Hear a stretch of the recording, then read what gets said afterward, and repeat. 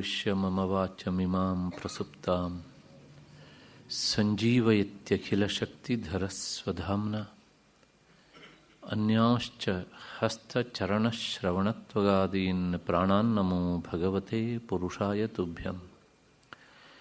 ಯಾ ವರ್ಣಪದವಾಕ್ಯಾರ್ಥಗದ್ಯಪದ್ಯಸ್ವರೂಪಿಣಿ ವಾಚಿ ನರ್ತಯತು ಕ್ಷಿಪ್ರಂ ಮೇಧಾನ್ ದೇವಿ ಸರಸ್ವತಿ. ಸರ್ವವೇದಾಂತಸಿದ್ಧಾಂತಗೋಚರಂ ತಮಗೋಚರಂ ಗೋವಿಂದಂ ಪರಮಾನಂದಂ ಸದ್ಗುರುಂ ಪ್ರಣತೋಸ್ಮ್ಯಹಂ. ಶ್ರುತಿಸ್ಮೃತಿಪುರಾಣಾನಾಂ ಆಲಯಂ ಕರುಣಾಲಯಂ ನಮಾಮಿ ಭಗವತ್ಪಾದಂ ಶಂಕರಂ ಲೋಕಶಂಕರಂ. ನಮಸ್ತಸ್ಮೈ ಭಗವತೆ ಶಂಕರಾಚಾರ್ಯರೂಪಿಣೆ ಯೇನ ವೇದಾಂತವಿದ್ಯೇಯಂ ಉದ್ಧೃತಾ ವೇದಸಾಗರಾತ್. ಸದಾತ್ಮಧ್ಯಾನನಿರತಂ ವಿಷಯೇಭ್ಯಃ ಪರಾಂಗುಖಂ ನೌಮಿ ಶಾಸ್ತ್ರೇಷು ನಿಷ್ಣಾತಂ ಚಂದ್ರಶೇಖರ ಭಾರತೀಂ.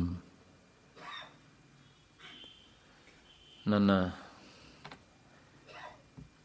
ಅಧ್ಯಾತ್ಮ ಬಂಧುಗಳೇ, ಈ ಕಾರ್ಯಕ್ರಮಕ್ಕೆ ದತ್ತಿ ನ್ಯಾಸಕರ್ತರ ಅಂತಹ ಅಕ್ಕಿ ಹೆಬ್ಬಾಳಿನ ನಾಗರಾಜ್ ಅವರ ಮಕ್ಕಳೇ ಹಾಗೂ ಅವರ ಪರಿವಾರದವರೇ, ಎಲ್ಲ ಹಿರಿಯರೇ, ನನ್ನ ಮತ್ತು ನಿಮ್ಮೆಲ್ಲರ ಬುದ್ಧಿಯನ್ನು ಪ್ರಚೋದಿಸ್ತಾ ಇರುವಂತಹ ಮಹಾಚೈತನ್ಯಕ್ಕೆ ಅನಂತ ಪ್ರಣಾಮಗಳನ್ನು ಸಲ್ಲಿಸ್ತಾ ಇಂದಿನ ಚಿಂತನೆಗೆ ಮುಂದಾಗ್ತಾ ಇದ್ದೇನೆ. ಹಾಗೆ ಮುಂದಾದಕ್ಕಿಂತ ಮುನ್ನ ಒಂದು ಸೂಚನೆಯನ್ನು ಕೊಟ್ಟುಬಿಡ್ತೇನೆ. ವಿವೇಕ ಚೂಡಾಮಣಿಯ ಕೊನೆಯ ಭಾಗಕ್ಕೆ ನಾವು ಬರ್ತಾ ಇದ್ದೇವೆ. ನಾನು ಪ್ರಾರಂಭದಲ್ಲೇ ಒಂದು ಮಾತು ಹೇಳಿದ್ದೆ, ವಿವೇಕ ಚೂಡಾಮಣಿಯಲ್ಲಿ ಅಲ್ಲಲ್ಲಿ ಬಹಳಷ್ಟು ಶ್ಲೋಕಗಳು ಪುನರುಕ್ತವಾಗ್ತವೆ ಅಂತ. ನಾವು ಮಧ್ಯದಲ್ಲನ್ನು ನೋಡಿದ್ದೇವೆ. ಅದರ ಜೊತೆಗೆ ನಿನ್ನೆ ದಿವಸ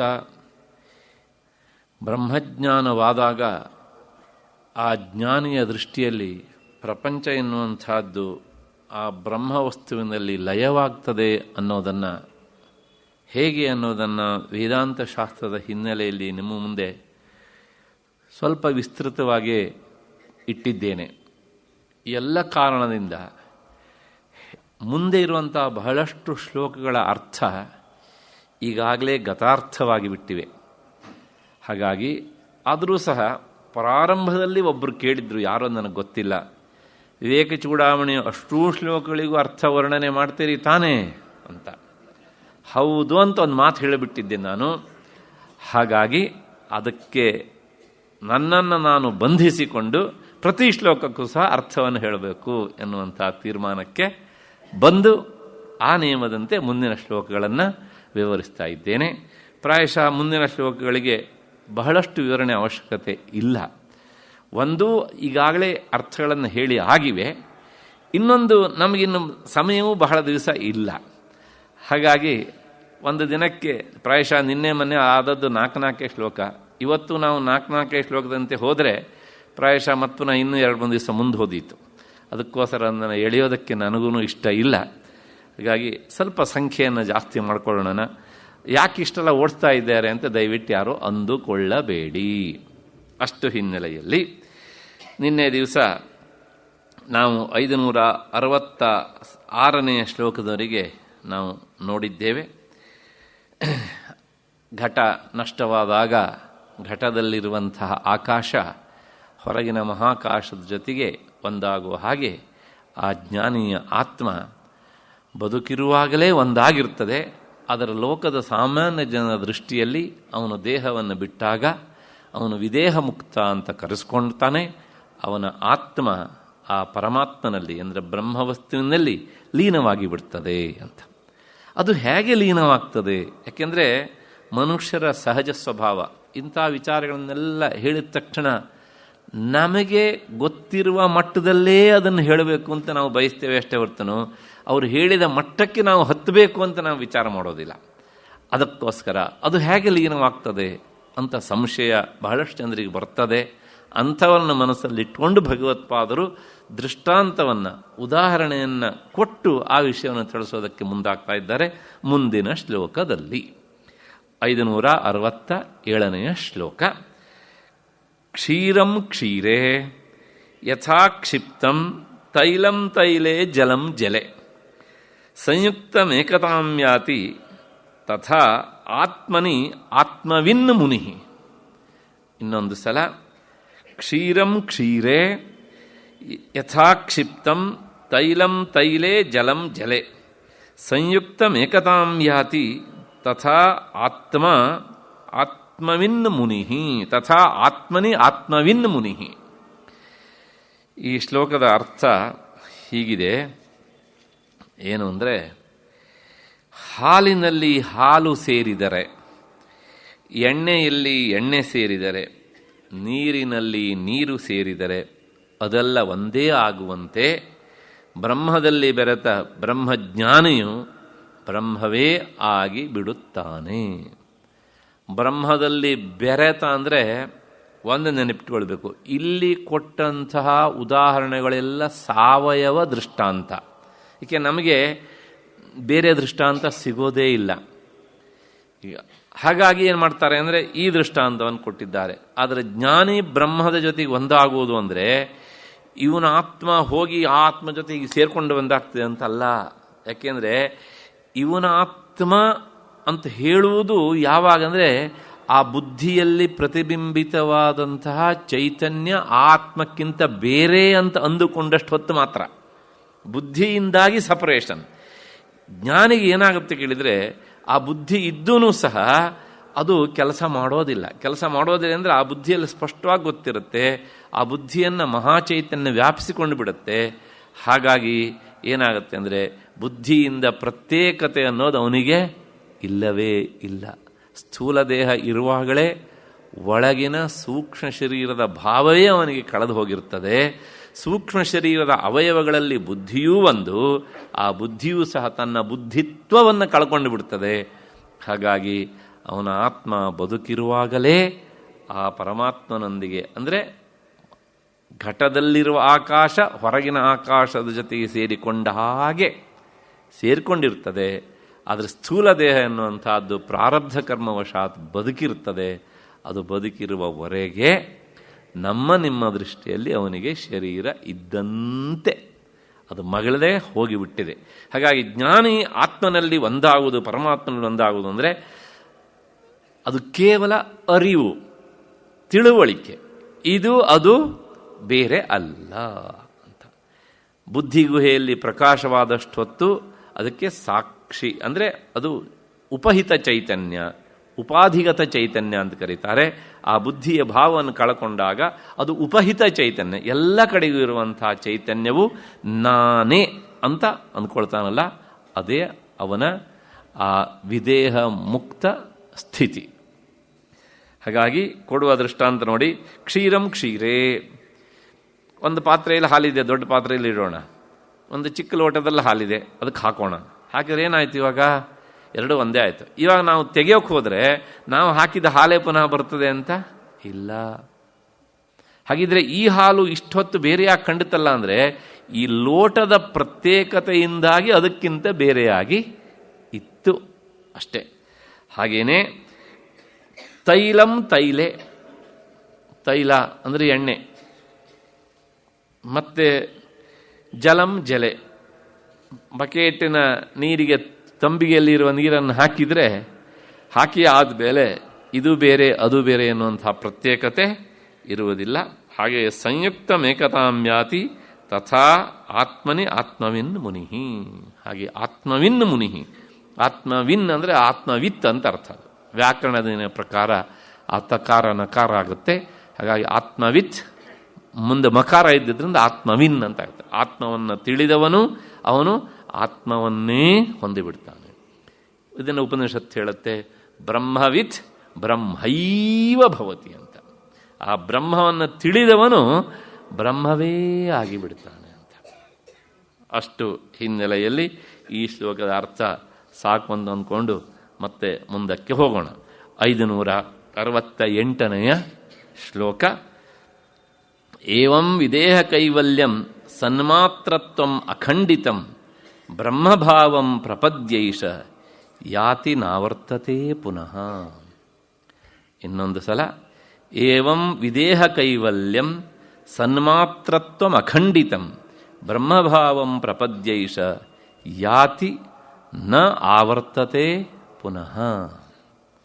ಈ ಶ್ಲೋಕದ ಅರ್ಥ ಏನು ಅಂದರೆ, ಹೀಗೆ ಅಖಂಡ ಸನ್ಮಾತ್ರವೆಂಬ ವಿದೇಹ ಕೈವಲ್ಯ ರೂಪ ಬ್ರಹ್ಮಭಾವವನ್ನು ಪಡೆದಂತಹ ಆ ಯತಿ ಮತ್ತೆ ಜನ್ಮವನ್ನು ಹೊಂದುವುದಿಲ್ಲ.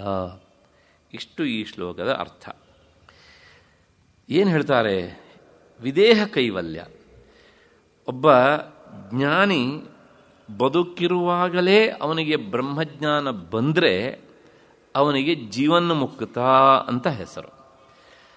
ಹಾಗೆ ಜೀವನ್ಮುಕ್ತನಾದವನು ತನ್ನ ದೇಹವನ್ನು ಬಿಟ್ಟ ಮೇಲೆ ಅವನಿಗೆ ವಿದೇಹ ಮುಕ್ತ ಅಂತ ಹೆಸರು. ಹಾಗಾಗಿ ಜೀವನ್ಮುಕ್ತನಿಗೂ ವಿದೇಹ ಮುಕ್ತನಿಗೂ ಏನು ವ್ಯತ್ಯಾಸ ಅಂದರೆ, ದೇಹ ಇದ್ದರೆ ಅವನು ಜೀವನ್ಮುಕ್ತ, ದೇಹ ಇದೆ ಅವನಿಗೆ.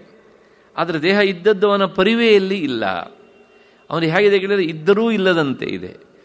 ಪ್ರಾರಬ್ಧ ಕರ್ಮ ಸವೆದಾಗ ಅವನ ದೇಹ ಬಿದ್ದು ಹೋದಾಗ ಅವನು ವಿದೇಹ ಮುಕ್ತ. ವಿದೇಹ ದೇಹರಹಿತವಾಗಿ ಮುಕ್ತ, ಅಂದರೆ ಮೊದಲು ದೇಹ ಸಹಿತವಾಗಿಯೇ ಮುಕ್ತ, ಅಷ್ಟೇ ವ್ಯತ್ಯಾಸ. ಹಾಗಾಗಿ ಈ ನಮ್ಮಲ್ಲಿರುವಂಥದ್ದು ಎರಡೇ ತರಹದ ಮೋಕ್ಷ, ಜೀವನ್ಮುಕ್ತ ವಿದೇಹ ಮುಕ್ತ ಎರಡೂ ಒಂದೇ. ಜೀವನ್ಮುಕ್ತನಾದವನೇ ವಿದೇಹ ಮುಕ್ತನಾದಾಗ ಮುಕ್ತಸ್ಯೈವ ಮುಕ್ತ, ಮುಕ್ತನಾದವನೇ ಮುಕ್ತನಾದ ಅಂತ ಅಷ್ಟೇ ಅರ್ಥ. ಇನ್ನೊಂದು ಕ್ರಮಮುಕ್ತಿ ಅನ್ನುವಂಥದ್ದುಂಟು, ಅದು ಹಿರಣ್ಯಗರ್ಭನ ಜೊತೆಗೆ ಅವನಿಗೆ ಮೋಕ್ಷ ಆಗುವಂಥದ್ದು. ಹಿಂದೆ ನಾನು ಅದನ್ನು ಸುದೀರ್ಘವಾಗಿ ವರ್ಣನೆ ಮಾಡಿದ್ದೇನೆ. ಗೀತೆಯನ್ನು ಹೇಳುವಾಗಲೂ 8ನೇ ಅಧ್ಯಾಯದಲ್ಲಿ ಅದನ್ನು ಹೇಳಿದ್ದೇನೆ. ಹಾಗಾಗಿ ಅಕಸ್ಮಾತ್ ಯಾರಿಗಾರು ಮತ್ತೊಂದು ಬೇಕೇ ಬೇಕು ಅಂತ ಅನಿಸಿದರೆ ಗೀತೆಯ CD ತಗೊಂಡು ಕೇಳಬಹುದು. ಅಷ್ಟು ಅಂದ್ಕೊಂಡು ಮುಂದಿನ ವಿಷಯಕ್ಕೆ ಹೋಗೋಣ. ವಿದೇಹ ಕೈವಲ್ಯಂ ಸನ್ಮಾತ್ರತ್ವಂ ಅಖಂಡಿತಂ. ಸನ್ಮಾತ್ರತ್ವಂ ಅಲ್ಲಿ ಏನುಂಟು? ಸತ್ ಮಾತ್ರಂ. ಆ ವಿದೇಹ ಕೈವಲ್ಯ ಅಂದರೆ ಏನು ಅಂದರೆ, ಅವನು ಸತ್ತು ಸ್ವರೂಪವೇ ಆಗಿಬಿಡ್ತಾನೆ. ಸತ್ ಅಂದರೆ ಏನು ಅಂತ ಪ್ರಶ್ನೆ. ಉಪನಿಷತ್ತುಗಳು ಬ್ರಹ್ಮವಸ್ತುವನ್ನು ಅಂದರೆ ಆತ್ಮನನ್ನು ಸತ್ ಅಂತ ಕರೆದಿವೆ. ಉಪನಿಷತ್ ಅಷ್ಟೇ ಅಲ್ಲ, ಭಗವದ್ಗೀತೆಯ 17ನೇ ಅಧ್ಯಾಯದಲ್ಲೂ ಸಹ ಈ ಮಾತು ಬರುತ್ತೆ. ಓಂ ತತ್ ಸತ್ ಇತಿ ಬ್ರಹ್ಮಣ ನಿರ್ದೇಶ. ಆ ಬ್ರಹ್ಮವಸ್ತುವನ್ನು ಓಂ ಅಂತನೂ ಕರೀತಾರೆ, ತತ್ ಅಂತನೂ ಕರೀತಾರೆ, ಸತ್ ಅಂತನೂ ಕರೀತಾರೆ. ಈ ಮೂರು ಆ ಬ್ರಹ್ಮವಸ್ತುವಿಗೆ ಇರುವಂತಹ ಹೆಸರುಗಳು. ಹೀಗೆ ಈ ಬ್ರಹ್ಮವಸ್ತುವನ್ನು ಸದ್ವಸ್ತು ಅಂತ ಉಪನಿಷತ್ತುಗಳು ಕರೀತವೆ. ಹಾಗೆ ಕರೆಯೋದಕ್ಕೆ ಒಂದು ಕಾರಣ ಉಂಟು. ಯಾಕೆಂದರೆ ಸತ್ ಅನ್ನೋದಕ್ಕೆ ಅರ್ಥ ಇರುವುದು ಅಂತ ಅಷ್ಟೇ ಅರ್ಥ. ಯಾವುದು ಎಲ್ಲ ಕಾಲದಲ್ಲೂ ಇರ್ತದೆಯೋ ಅದು ಮಾತ್ರ ನಿಜವಾಗಿಯೂ ಇರುವುದು. ಯಾವುದು ಎಲ್ಲ ಕಾಲದಲ್ಲೂ ಇರೋದಿಲ್ಲವೋ ಅದು ಯಾವಾಗಲೂ ಇರುವುದು ಅಲ್ಲ. ಹಾಗಾಗಿ ಬ್ರಹ್ಮವಸ್ತುವನ್ನು ಮಾತ್ರ ಸತ್ ಅಂದರೆ ಸದಾ ಕಾಲ ಯಾವಾಗಲೂ ಸಹ ಇರುವುದು ಅಂತ ವೇದಾಂತ ದರ್ಶನ ಕರೀತದೆ. ಅದರ ಜೊತೆಗೆ ಅದ್ವೈತ ವೇದಾಂತದವರನ್ನು ಸತ್ಕಾರ್ಯವಾದಿಗಳು ಅಂತಲೇ ಕರೀತಾರೆ. ಸತ್ಕಾರ್ಯವಾದಿಗಳು ಅಂದರೆ ಈ ಬ್ರಹ್ಮವಸ್ತು ಸತ್ಸ್ವರೂಪ ಅಷ್ಟೇ ಅಲ್ಲ, ಪ್ರಪಂಚದಲ್ಲಿರುವ ಪ್ರತಿಯೊಂದು ವಸ್ತುಗಳೂ ಸಹ ಅವು ಆ ಸತ್ರೂಪದಲ್ಲಿಯೇ ಇದ್ದವು ಅನ್ನೋದನ್ನು ನಾವು ಬಂದುಬಿಟ್ಟಿದ್ದೇವೆ. ಸದ್ರೂಪದಲ್ಲಿಯೇ ಇದ್ದವು ಅಂದ್ರೆ ಬಿಟ್ಟರೆ ಇನ್ನೇನು ಆ ಬ್ರಹ್ಮವಸ್ತು ಅದನ್ನು ಬಿಟ್ಟರೆ ಇನ್ನೇನು ಹೇಳಲಿಕ್ಕೆ ಶಬ್ದ ಇಲ್ಲ. ಬೇರೆ ಏನು ಹೇಳಿದ್ರೂ ಸಹ ಅದರಲ್ಲಿ ಇಲ್ಲದೇ ಇರುವುದನ್ನು ನಾವು ಹೇಳಬೇಕಾಗತ್ತೆ. ಅದೊಂದು ರೀತಿಯ ಕೊಳೆ ಇದ್ದ ಹಾಗೆ. ಹಾಗಾಗಿ ಇಡೀ ವಿಶ್ವವೂ ಸಹ ಅದು ಹೇಗಿತ್ತು ಅಂದರೆ ಈ ಕಾರ್ಯಕಾರಣ ಭಾವದಿಂದ ತುಂಬಿಕೊಂಡು ಇದೆ ಅನ್ನೋದು ಸಿದ್ಧಾಂತ. ನೋಡಿ, ಕಾರ್ಯಕಾರಣ ಭಾವದಿಂದ ಅಂದರೆ ಹೇಗೆ ಅಂದರೆ ಒಂದು ಉದಾಹರಣೆ ಕೊಡ್ತೇನೆ. ಈಗ ಬಟ್ಟೆ ಇದೆ, ಬಟ್ಟೆಗೆ ಕಾರಣ ಯಾವುದು? ನೂಲು. ಅಂದರೆ ಬಟ್ಟೆ ಎನ್ನುವುದು ಕಾರ್ಯ, ನೂಲು ಎನ್ನುವುದು ಕಾರಣ. ಓಕೆ, ಈ ನೂಲಿಗೆ ಕಾರಣ ಯಾವುದು? ಹತ್ತಿ. ಹತ್ತಿ ಅನ್ನುವುದು ಕಾರಣ, ನೂಲೆನ್ನುವುದು ಇವಾಗ ಏನಾಯಿತು? ಕಾರ್ಯ ಆಯಿತು. ಆ ಹತ್ತಿಯ ಕಾಯಿ ಕಾರಣ, ಹತ್ತಿ ಏನಾಯಿತು? ಕಾರ್ಯ ಆಯಿತು. ಆ ಹತ್ತಿಯ ಕಾಯಿಗೆ ಯಾವುದು ಕಾರಣ? ಗಿಡ ಕಾರಣ. ಹತ್ತಿ ಕಾಯಿ ಕಾರ್ಯ ಆಯಿತು. ಇವಾಗ ಗಿಡಕ್ಕೆ ಯಾವುದು ಕಾರಣ? ಮಣ್ಣು ಕಾರಣ. ಮಣ್ಣು ಕಾರಣ ಆಯಿತು, ಗಿಡ ಕಾರ್ಯ ಆಯಿತು. ಮಣ್ಣಿಗೆ ಯಾವುದು ಕಾರಣ? ಪಂಚಭೂತಗಳಲ್ಲಿ ಒಂದಾದ್ರಿಂದ ಆತ್ಮವಸ್ತು ಕಾರಣ. ಹೀಗೆ ಕಾರ್ಯ ಕಾರಣ. ಕಾರ್ಯ ಯಾವುದೇ ವಸ್ತು ತಗೊಳ್ಳಿ ನೀವು, ಈ ಕಾರ್ಯಕಾರಣ ಭಾವವನ್ನು ಬಿಟ್ಟು ಇರೋದೇ ಇಲ್ಲ. ಹಾಗಾಗಿ ಇಡೀ ಪ್ರಪಂಚವೇ ಈ ಕಾರ್ಯಕಾರಣ ಭಾವದಿಂದ ತುಂಬಿದೆ. ಕೊನೆಗೆ ಇವೆಲ್ಲವೂ ಹೋಗಿ ನಿಲ್ಲುವುದೇನು ಕೇಳಿದ್ರೆ, ಪ್ರಪಂಚದ ಪರಮ ಕಾರಣವಾದಂತಹ ಜಗನ್ಮೂಲವಾದ ಮಹಾಕಾರಣ ಬ್ರಹ್ಮವಸ್ತುವಿನಲ್ಲಿ ಹೋಗಿ ನಿಲ್ತವೆ. ಅಲ್ಲಿಗೆ ಈ ಎಲ್ಲ ಕಾರ್ಯಗಳು ಸಹ ಅವು ಏನಾಗಿದ್ದು? ಮೂಲತಃ ಸತ್ ರೂಪದಲ್ಲಿ, ಅಂದರೆ ಬ್ರಹ್ಮರೂಪದಲ್ಲಿಯೇ ಇದ್ವು. ಇದನ್ನು ನಮ್ಮ ಶಾಸ್ತ್ರಕಾರರು ಸಾಕಷ್ಟು ವಿಚಾರ ಮಾಡಿದ್ದಾರೆ. ಯಾಕೆಂದರೆ ಈ ಎಲ್ಲ ಕಾರ್ಯಗಳು ಅಥವಾ ಹೊಸದಾಗಿ ಹುಟ್ಟಿದಂತೆ ತೋರುವಂಥ ವಸ್ತು ತಾನು ಹುಟ್ಟುವುದಕ್ಕಿಂತ ಮೊದಲು ಅದು ಎಲ್ಲಿತ್ತು, ಹೇಗಿತ್ತು ಅನ್ನೋದು ಪ್ರಶ್ನೆ. ಅದಕ್ಕೆ ಉಪನಿಷತ್ತು ಹೇಳುತ್ತೆ ಅವೆಲ್ಲವೂ ಸಹ ಸದ್ರೂಪದಲ್ಲಿಯೇ ಇದ್ದವು. ಅಂದರೆ ಆ ಪರಬ್ರಹ್ಮ ಸ್ವರೂಪದಲ್ಲಿಯೇ ಇದ್ದವು. ಹುಟ್ಟುವುದಕ್ಕೆ ಮುಂಚೆಯೂ ಅಲ್ಲೇ ಇದ್ದವು, ಮತ್ತು ಹುಟ್ಟಿ ಆದ ಮೇಲೆ ಅದರಿಂದಾಗಿ ಅವು ತೋರಿದವು. ತೋರುವ ವಸ್ತುವಿಗೆ ಇರುವಿಕೆ ಬ್ರಹ್ಮವಸ್ತುವೇ. ಅದಕ್ಕೆ ಸ್ವತಃ ತೋರುವ ವಸ್ತುವಿಗೆ ಇರುವಿಕೆ ಅನ್ನುವಂಥದ್ದು ಇರುವುದಿಲ್ಲ. ಗೀತೆಯಲ್ಲೂ ಭಗವಂತ ಈ ಮಾತನ್ನು ಹೇಳ್ತಾನೆ, ಯಾವುದು ಇದೆಯೋ ಅದು ಮಾತ್ರ ಇದೆ, ಯಾವುದು ಇಲ್ವೋ ಅದು ಯಾವಾಗಲೂ ಇಲ್ಲವೇ ಇಲ್ಲ. ನಾಸತೋ ವಿದ್ಯತೆ ಭಾವ. ಅಂದರೆ ಇಲ್ಲದೇ ಇರುವ ವಸ್ತು ಯಾವಾಗಲೂ ಸಹ ಇದೆ ಅಂತ ಆಗೋದಿಲ್ಲ. ಮೊಲದ ಕೊಂಬು ನಿನ್ನೆ ದಿವಸ ಬಂದಿತ್ತು, ಶಶವಿಷಾಣ, ಆಕಾಶ ಪುಷ್ಪ, ವಂದ್ಯಾ ಪುತ್ರ, ಇವೆಲ್ಲ ಯಾವಾಗಲೂ ಸಹ ಇಲ್ಲವೇ ಇಲ್ಲ, ನಿರಂತರ ಅಭಾವ ಸ್ವರೂಪವಾದವುಗಳು. ಆದ್ದರಿಂದ ಏನು ಹೇಳ್ದಂಗಾಯ್ತು? ಶೂನ್ಯದಿಂದ ಸೃಷ್ಟಿ ಅನ್ನುವಂಥದ್ದು ಆಗೋದಿಲ್ಲ. ಎಲ್ಲೆಲ್ಲಿ ನಾವು ಸೃಷ್ಟಿಯನ್ನು ನೋಡ್ತೇವೋ ಆ ಸೃಷ್ಟಿ ಆಗಬೇಕಿದ್ರೆ ಮೂಲಭೂತವಾದಂಥ ಒಂದು ಕಾರಣ ಇರಲೇಬೇಕು. ಸರ್ವ ವಸ್ತುಗಳಿಗೂ ಕಾರಣವಾದದ್ದು ಯಾವುದು? ಬ್ರಹ್ಮವಸ್ತುವೇ. ಅದು ಸತ್ ಅಂತ ಕರೆಯಲ್ಪಡುತ್ತೆ. ಆದ್ದರಿಂದ ನಾವು ಎಲ್ಲ ವಸ್ತುಗಳ ಹಿಂದೂ ಇರುವುದು ಸತ್, ಆ ಬ್ರಹ್ಮವಸ್ತು ಒಂದೇ. ಆದ್ದರಿಂದ ಸತ್ಕಾರ್ಯವಾದಿಗಳು ಅಂತ ವೇದಾಂತಿಗಳನ್ನು ಬೇರೆ ಶಾಸ್ತ್ರದವರು ಕರೀತಾರೆ. ಈಗ ಇಲ್ಲೊಂದು ಪ್ರಶ್ನೆ ನಿಮಗೆ. ಅಲ್ಲ ಸ್ವಾಮಿ, ನೋಡಿ, ಮಣ್ಣು ಕಾರಣ, ಮಡಕೆ ಕಾರ್ಯ, ಬಟ್ಟೆ ಕಾರ್ಯ, ನೂಲು ಕಾರಣ. ಅಂದರೆ ನಾನು ಹೇಳ್ತಾ ಬಂದ ಧಾಟಿಯನ್ನು ವಿಚಾರ ಮಾಡ್ತಾ ಹೋದಾಗ ಏನಾಗುತ್ತೆ ಕೇಳಿದ್ರೆ, ಇವಾಗ ಈ ಕಾರ್ಯ ಎನ್ನುವಂಥದ್ದು ಮೊದಲು ಕಾರಣದಲ್ಲಿ ಸದ್ರೂಪದಿಂದ ಇತ್ತು. ಅಷ್ಟೇ ಅಲ್ಲ, ಮಣ್ಣಿನಲ್ಲಿ ಮಡಿಕೆ ಅನ್ನೋದು ಮಡಿಕೆಯ ಆಕಾರದಿಂದ ತೋರುವುದಕ್ಕಿಂತ ಮೊದಲೇ ಇತ್ತು. ನೂಲಿನಲ್ಲಿ ಬಟ್ಟೆ ಎನ್ನುವುದು ಅದು ಬಟ್ಟೆಯ ಆಕಾರಕ್ಕೆ ಬರುವುದಕ್ಕಿಂತ ಮೊದಲೇ ಇತ್ತು. ಉಂಗುರದಲ್ಲಿ ಆ ಆಕಾರ ಬರುವುದಕ್ಕಿಂತ ಮೊದಲೇ ಚಿನ್ನದಲ್ಲಿ ಉಂಗುರ ಇತ್ತು. ಇದನ್ನು ಕೇಳಿದ ನಿಮಗೊಂದು ಸಂಶಯ ಬರ್ತದೆ. ಹಾಗಾದರೆ ಕುಂಬಾರನಿಗೆ ಏನು ಕೆಲಸ ಸ್ವಾಮಿ? ಸೊನಗಾರನಿಗೆ ಏನು ಕೆಲಸ? ವೀವರ್ ನೇಕಾರನಿಗೆ ಏನು ಕೆಲಸ ಅಲ್ವಾ? ಅಂದರೆ ಅವನಿನ್ನೇನಿಲ್ಲ, ಕಾರಣಕ್ಕೆ ಕಾರ್ಯದ ರೂಪವನ್ನು ತೋರಿಸ್ತಾನೆ ಅವನು, ಅಷ್ಟೇ ಕೆಲಸ. ಇಲ್ಲ ಅಂತಾದರೆ ನೋಡಿ, ಒಂದು ಹೇಳ್ತೇನೆ, ಮಣ್ಣಿನಲ್ಲಿ ಮಡಿಕೆ ಇಲ್ಲ ಅಂತಾದರೆ ಯಾವತ್ತೂ ಮಡಿಕೆ ಮಾಡೋದಕ್ಕೆ ಆಗ್ತಾನೆ ಇರಲಿಲ್ಲ ಅಲ್ವಾ? ಹಾಗೆಯೇ ಬಂಗಾರದಲ್ಲಿ ಉಂಗುರ ಇಲ್ಲ ಅಂತ ಆದದ್ದಿದ್ರೆ ನಿಜವಾಗಿಯೂ ಸಹ ಯಾವತ್ತೂ ಉಂಗುರ ಆಗ್ತಾನೇ ಇರಲಿಲ್ಲ. ನೂಲಲ್ಲಿ ಬಟ್ಟೆ ಇಲ್ಲ ಅಂತ ಆದರೆ ವೀವರ್ ಎಷ್ಟೇ ಪ್ರಯತ್ನ ಪಟ್ಟರೂ ಸಹ ಅದೇನಾಗ್ತಾ ಇರಲಿಲ್ಲ, ಬಟ್ಟೆ ಆಗ್ತಾ ಇರಲಿಲ್ಲ. ವೇದಾಂತದ ಪ್ರಕಾರ ಈ ಕಾರ್ಯಗಳು ಮೊದಲೇ ಕಾರಣದಲ್ಲಿ ಇದ್ದವು. ಅದಕ್ಕೆ ಸಂಬಂಧಪಟ್ಟಂಥ ನಿಮಿತ್ತ ಕಾರಣ ಅಂತ ಕರೆಸ್ಕೊಳ್ಳುವ. ನಿನ್ನೆ ಹೇಳಿದ್ದ ನೆನಪಿಸ್ಕೊಳ್ಳಿ, ಅವನು ಆ ಕಾರಣಕ್ಕೆ ಕಾರ್ಯದ ರೂಪವನ್ನು ಕೊಡ್ತಾನೆ.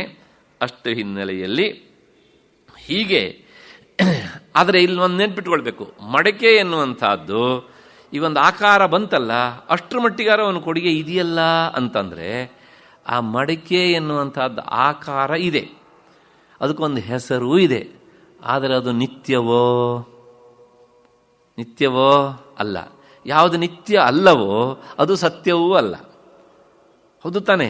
ಯಾವುದು ಸತ್ಯ ಅಲ್ಲವೋ ಆವಾಗ ಏನಾಗುತ್ತೆ, ಆ ಮಡಿಕೆ ಎನ್ನುವಂಥದ್ದು ಮಡಿಕೆಯ ಆಕಾರವನ್ನು ತಾಳುವುದಕ್ಕಿಂತಲೂ ಮೊದಲು ತಾಳಿದ ಮೇಲೆ ಮತ್ತೆ ಅದು ನಾಶ ಆದ ಮೇಲೆ ಅದೇನಾಗ್ತದೆ, ಮಣ್ಣೇ ಆಗ್ತದೆ. ಹಾಗಾಗಿ ಮಣ್ಣು ಎನ್ನುವುದು ಮಾತ್ರ ಸತ್ಯ, ಆಕಾರ ಮತ್ತು ಹೆಸರು ಎರಡೂ ಸಹ ಮಿಥ್ಯ. ಹಾಗಾಗಿ ಈ ಪ್ರಪಂಚಕ್ಕೆ ಮೂಲಭೂತವಾದಂಥ ಬ್ರಹ್ಮವಸ್ತು ಮಾತ್ರ ಅದು ಸತ್ಯ. ಅದರಲ್ಲಿ ತೋರ್ತಾ ಇರುವಂಥ ಪ್ರಪಂಚ ಅದೇ ಪ್ರಪಂಚಾಕಾರವಾಗಿ ತೋರ್ತಾ ಇರ್ತದೆ. ಆದ್ದರಿಂದ ಇದರ ಆಕಾರ ಮತ್ತು ನೇಮು ಅಳಿದಾಗ ಏನಾಗುತ್ತೆ, ಇದು ಬ್ರಹ್ಮವಸ್ತುವೇ ಆಗುತ್ತದೆ.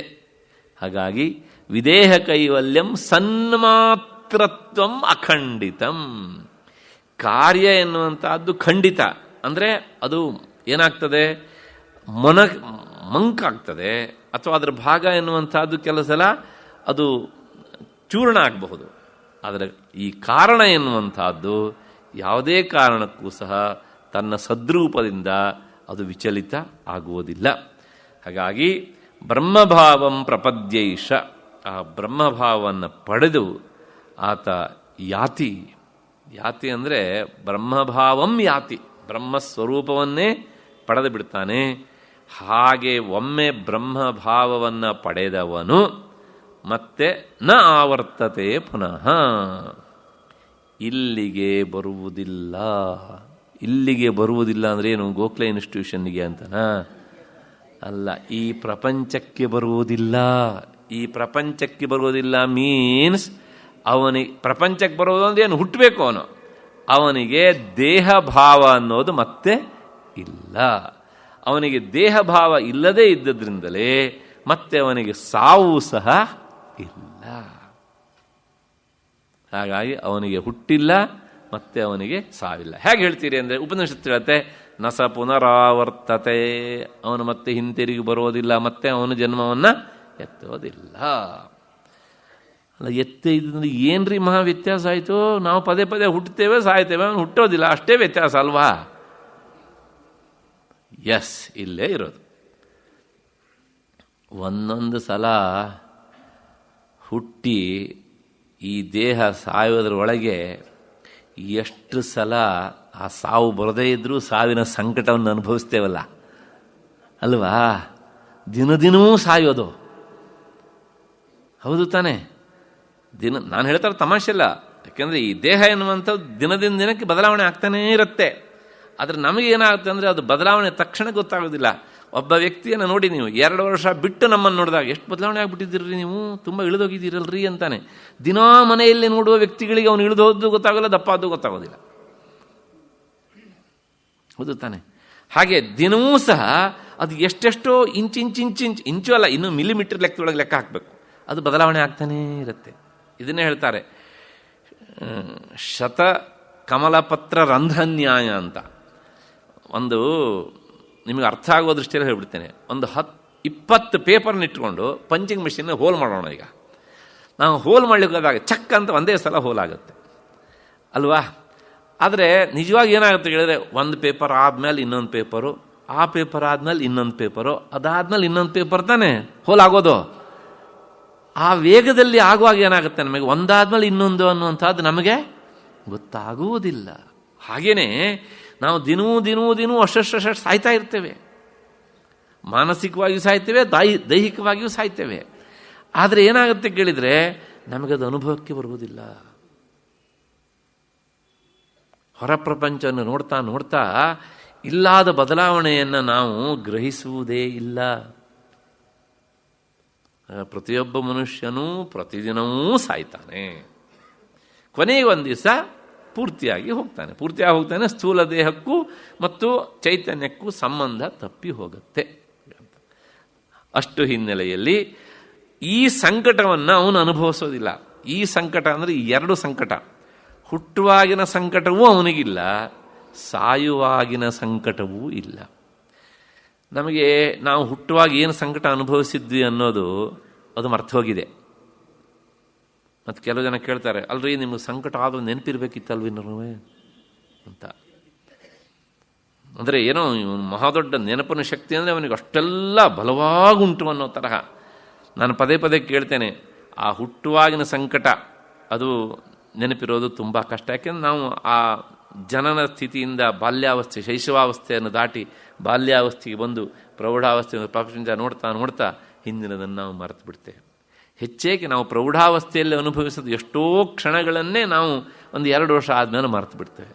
ಮನುಷ್ಯನ ನೆನಪಿನ ಶಕ್ತಿ ಅತ್ಯಂತ ಸೀಮಿತ. ಆದರೂ ಸಹ ಬಡಾಯಿ ಕೊಚ್ತಾರೆ, ನೆನಪಿರ್ಬೇಕಿತ್ತಿಲ್ರಿ ಹಿಂದಿನ ಜನ್ಮದಲ್ಲಿ ನಾನು ಏನಾಗಿದ್ದೆ. ಇವನಿಗೆ ನೆನಪಿಲ್ಲದೆ ಇರೋದು ಮತ್ತು ನಮ್ಮ ಹತ್ರ ಯಾಕೆ ಕೇಳ್ತಾರೆ ಇವರು ಅಲ್ವಾ? ಬೇಡ, ಅವ್ರ ಹತ್ರ ಕೇಳ್ಬೋಣ. ಹಿಂದಿನ ಗುರುವಾರ ದಿವಸ ಬೆಳಗ್ಗೆ ಏನು ಟಿಫಿನ್ ಮಾಡಿದ್ದೆ ಹೇಳ್ಬಿಡು ಬೇಗ. ಇವನೇ ತಿಂದವನು ಅಲ್ವಾ? ಆದ್ರೂ ಸಹ ಏನು ಕೇಳಿದ್ರೆ ನನಗೆಲ್ಲವುದೂ ಸಹ ನೆನಪಿರುತ್ತದೆ ಇರಬೇಕು ಅನ್ನೋ ಥರ ಮಾತಾಡ್ತಾರೆ. ಹಾಗೇ ಈ ಜನನದ ಕಾಲದಲ್ಲಿ ಅನುಭವಿಸಿದ ನೋವು ನಮಗೆ ಮುಂದೆ ಮರ್ತ ಹೋಗ್ತದೆ. ಆದರೆ ಮರಣದ ಬಗ್ಗೆ ಅದರ ಹೆಸರು ಕೇಳಿದ್ರೇನೇ ಭಯ ಅಲ್ವಾ? ಅದು ಸುದ್ದಿ ಹೇಳಿದಾಗ್ಲೇ ಬಂದಿರೋದಿಲ್ಲ, ಆದ್ರೂ ಸಹ ಬಂದಷ್ಟೇ ಸಂಕಟ. ಕಠೋಪನಿಷತ್ತು ಅದನ್ನೇ ಹೇಳುತ್ತೆ. ಆ ಪುಣ್ಯಾತ್ಮ ನಚಿಕೇತ ನಮ್ಮಂಥವ್ರನ್ನೆಲ್ಲ ಮನಸ್ಸಲ್ಲಿಟ್ಕೊಂಡು ಇದೇ ಪ್ರಶ್ನೆಯನ್ನು ಕೇಳಿದ ಅವನು. ಸತ್ತ ಮೇಲೂ ಸಹ ಏನಾಗ್ತಾನೆ ಮನುಷ್ಯ? ಯಾಕೆಂದರೆ ಈ ವಿಷಯವನ್ನು ನೀನು ಹೇಳಬೇಕಲ್ಲದೆ ಬೇರೆ ಯಾರು ಹೇಳೋಕ್ಕಾಗಲ್ಲ. ಯಾಕಂದರೆ ನೀನು ಮೃತ್ಯು ದೇವತೆ, ಸತ್ತವರನ್ನು ಕೊಂಡೊಯ್ಯುವವನು. ನೀನು ತಗೊಂಡೋಗಿ ಏನು ಮಾಡ್ತೀಯ ಅದು ಹೇಳು ನನಗೆ. ಸುದೀರ್ಘವಾಗಿ ಇದೇ ವಿಚಾರವನ್ನು ಹೇಳ್ತಾನೆ. ಹೀಗೆ ವಿಚಾರ ಮಾಡಲಿಕ್ಕೆ ಹೊರಟಂಥದ್ದು ಕೊನೆಗೆ ಏನು ಮಾಡುತ್ತೆ ಕೇಳಿದರೆ, ಅದಕ್ಕೇನು ಹೆದರಬೇಕಾದಿಲ್ಲಪ್ಪ, ಮಾಡಬೇಕಾದದ್ದು ಇಷ್ಟು ಅಂತ ಉಪಾಯವನ್ನು ಅಲ್ಲಿ ಹೇಳುತ್ತಾರೆ ಹೀಗೆ ಅಂತ. ಅಷ್ಟು ಹಿನ್ನೆಲೆಯಲ್ಲಿ ಜ್ಞಾನಿಯಾದವನಿಗೆ ಈ ಹುಟ್ಟಿನ ಸಂಕಟವೂ ಇಲ್ಲ, ಮತ್ತು ಸಾವಿನ ಭಯವೂ ಇಲ್ಲ. ಹುಟ್ಟಿದವನಿಗೆ ಸಾವಿನ ಭಯ, ಸತ್ತವನಿಗೆ ಮತ್ಪುನಃ ಹುಟ್ಟು ಎನ್ನುವಂಥದ್ದು ನಿಯತ. ಜಾತಸ್ಯ ಧ್ರುವೋ ಮೃತ್ಯು ಧ್ರುವಂ ಜನ್ಮ ಮೃತಸ್ಯ ಚ ತಸ್ಮಾತ್ ಅಪರಿಹಾರ್ಯೇ ಅರ್ಥೇ ನತ್ವಂ ಶೋಚಿತು ಮರಸಿ. ಹುಟ್ಟಿದೆ ಅಂದರೆ ಮತ್ಪುನಃ ಸಾಯಲೇಬೇಕು, ಸತ್ತೆ ಅಂದರೆ ಮತ್ಪುನಃ ಹುಟ್ಟಲೇಬೇಕು. ಹಿಂದೆ ಪ್ರಾಯಶಃ ನಾನು ಹೇಳಿರಬೇಕು, ಒಬ್ಬಾತ ಮನೆಯಲ್ಲೇ ಹೆದರ್ಕೊಂಡು ಕೂತಿದ್ದಂತೆ. ಅವನು ಸ್ನೇಹಿತ ಬಂದು ಕೇಳಿದ, ಯಾಕೆ ಇಷ್ಟೆಲ್ಲ ಹೆದರ್ತಾ ಇದ್ದೀಯೆ ಅಂತ. ಇನ್ನೇನಿಲ್ಲ, ನನಗೆ ಸಾವಿನ ಭಯ ಬಂದುಬಿಟ್ಟಿದೆ ಇತ್ತೀಚೆಗೆ ಅಂತ. ಕೆಲವು ಜನ ಪ್ರಾಮಾಣಿಕವಾಗಿ ಅದನ್ನು ಹೇಳ್ತಾರೆ, ಮತ್ತು ಕೆಲವು ಜನ ಮನಸ್ಸಲ್ಲೇ ಅದನ್ನು ಇಟ್ಕೊಂಡು ಕೊರಗ್ತಾರೆ ಅಂತ. ಆಗ ಅವನು ಹೇಳಿದಂತೆ, ನೀನು ಹೆದರದೆ ಅಂತ ನಿನ್ನ ಮೇಲೆ ನಾನು ಅನುಗ್ರಹ ದೃಷ್ಟಿ ತೋರಿಸಿ ಅವನು ತಗೊಂಡೋಗದೆ ಬಿಡ್ತಾನ? ಮೊದಲೇ ಹೆದರಿದ್ದ, ಅವನು ಹಿಂಗಿದ್ದೊಂದು ಬಾಂಬ್ ಹಾಕ್ಬಿಟ್ಟ ಬೇರೆ ಅವನು. ಅಂದರೆ ಸತ್ಯದ ಸ್ಥಿತಿಯ ಬಾಂಬ್ ಅದು ಗೊತ್ತಾನೆ. ನಮಗೆ ಹೆದರಿಕೆ ಆಗತ್ತೆ ಅಂದ ಮಾತ್ರಕ್ಕೆ ಮೃತ್ಯುದೇವತೆ ಕೊಂಡೊಯ್ದೇ ಇರುತ್ತಾ ಅಂತ. ಹಾಗಿದ್ರೆ ಆ ಮೃತ್ಯುವಿಗೂ ಮೃತ್ಯು ಆಗುವುದನ್ನು ನೀನು ಕಲಿ, ಅಭ್ಯಾಸ ಮಾಡು. ಯಮಾದ್ ಬಿಭೇಷಿ ಕಿಂ ಮೂಢ ಭೀತಂ ಮುಂಚತಿ ನೋ ಯಮಃ. ಭಯಗೊಂಡಿದ್ದೀಯೇ ಅಂತ ಅಂದ್ಕೊಂಡು ನಿನ್ನನ್ನು ಕೊಂಡೊಯ್ಯುವುದನ್ನು ಅವನು ನಿಲ್ಲಿಸೋದಿಲ್ಲ, ಬಿಡೋದಿಲ್ಲ ಅದನ್ನು. ಅಯ್ಯೋ ಪಾಪ ಭಯಗೊಂಡಿದ್ದಾನೆ, ಬಿಟ್ಬೋಣ ಇವತ್ತು ಒಂದು ದಿವಸ ಅಂತ ಬಿಡೋದಿಲ್ಲ ಅವನು. ಹಾಗಿದ್ರೆ ಅವನು ಒಬ್ಬನನ್ನು ಮಾತ್ರ ಮುಟ್ಟಲ್ಲ. ಯಾರನ್ನ ಗೊತ್ತಾ? ಅಜಾತಂ ನೈವ ಗೃಹಾತಿ. ಯಾವನು ಹುಟ್ಟಲೇ ಇಲ್ವೋ ಅವನು ತಂಟಿಗೆ ಹೋಗಲ್ಲ ಅವನು. ಹಾಗಾಗಿ ನೀನು ಹುಟ್ಟದೇ ಇರುವುದಕ್ಕೆ ಏನು ಬೇಕೋ ಆ ಪ್ರಯತ್ನ ಮಾಡು. ಕುರು ಯತ್ನಂ ಅಜನ್ಮನಿ. ಆ ಜ್ಞಾನಿಗೆ ಇದಿಲ್ಲ, ಅವನಿಗೆ ಜನ್ಮ ಎನ್ನುವುದೇ ಇಲ್ಲ. ಹಾಗಾಗಿ ಆ ಜನ್ಮದ ಕೊನೆಯಾದಂಥ ಸಾವು ಎನ್ನುವುದೂ ಇಲ್ಲ. ಇದು ಎರಡನ್ನೂ ಹಾಗಿದ್ರೆ ಹೇಗೆ ಅಂದರೆ ಅವನು ನೋಡ್ತಾ ಇರ್ತಾನೆ ಅಷ್ಟೇ. ಇದೆರಡೂ ನನಗಿಲ್ಲ ಅನ್ನೋದನ್ನು ಅವನು ನೋಡ್ತಾನೆ. ಅಷ್ಟು ಹಿನ್ನೆಲೆಯಲ್ಲಿ ಬ್ರಹ್ಮಭಾವಂ ಪ್ರಪದ್ಯೈಷ ಯತಿ ನಾವರ್ತತೆ ಪುನಃ. ಅಲ್ಲೊಂದು ಶಬ್ದ ಉಂಟು ಯತಿ ಅಂತ. ಯತಿ ಅನ್ನೋದಕ್ಕೆ ಅರ್ಥವೇ ಯತಿ ಪ್ರಯತ್ನಶೀಲೇ. ಅವನು ಪ್ರಯತ್ನ ಅಂದರೆ ತನ್ನ ಅಧ್ಯಾತ್ಮ ಸಾಧನಾ ರೂಪವಾದ ಪ್ರಯತ್ನದಿಂದ ಈ ಭಾವವನ್ನು ಪಡಿತಾನೆ. ನಾವು ಇಂತಹ ಗುಂಪಿಗೆ ಸೇರಿದ ಬಹಳಷ್ಟು ಜನರನ್ನು ನಮ್ಮ ದೇಶದ ಪರಂಪರೆಯಲ್ಲಿ ನೋಡ್ತೇವೆ ಅಲ್ವಾ. ಹೆಚ್ಚೇಕೆ ಈ ಗ್ರಂಥಕ್ಕೆ ವ್ಯಾಖ್ಯಾನ ಬರೆದಂಥ ಮಹಾನುಭಾವರು ಅವರು ಮರಣದಲ್ಲಿಯೇ, ಅಂದರೆ ಆ ದೇಹ ಬಿಡುವ ಸ್ಥಿತಿಯಲ್ಲೇ ಮತ್ತೆ ಅವನಿಗೆ ಹುಟ್ಟಿಲ್ಲ ಅನ್ನೋದನ್ನು ತೋರಿಸಿ ಹೋಗ್ಬಿಡ್ತಾರೆ ಹೇಗೆ ಅಂತ. ಅಷ್ಟು ಹಿನ್ನೆಲೆಯಲ್ಲಿ ಈ ಶ್ಲೋಕದ ಅರ್ಥ ಆಯಿತು ಅಂತ ಅಂದ್ಕೊಂಡು ಮತ್ತೆ ಮುಂದಿನ ಶ್ಲೋಕಕ್ಕೆ ಹೋಗೋಣ. 569ನೇ ಶ್ಲೋಕ.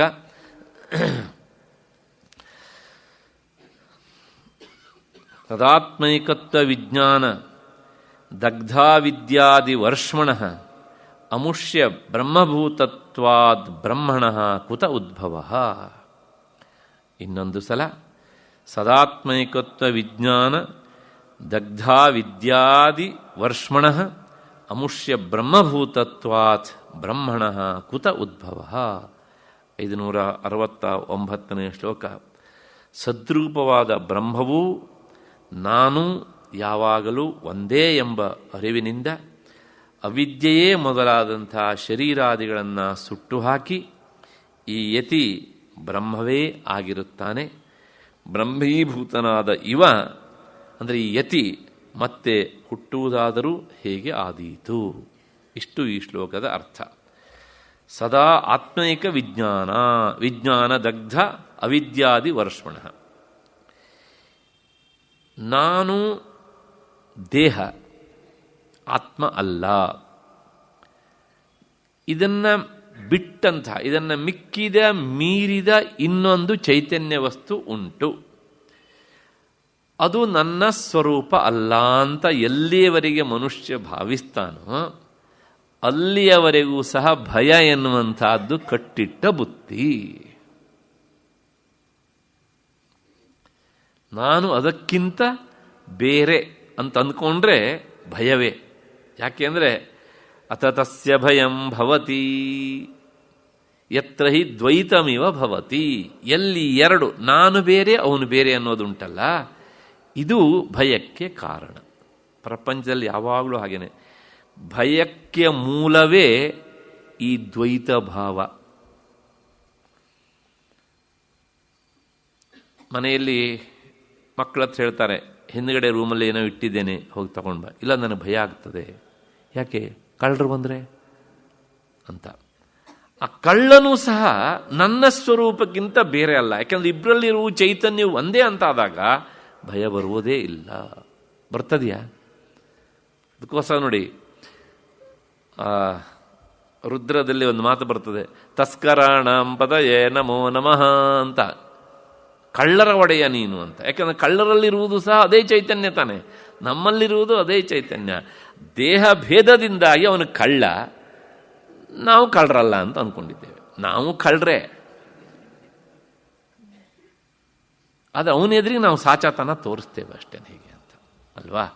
ಕಳ್ಳತನ ಅಂದ್ರೆ ಏನು?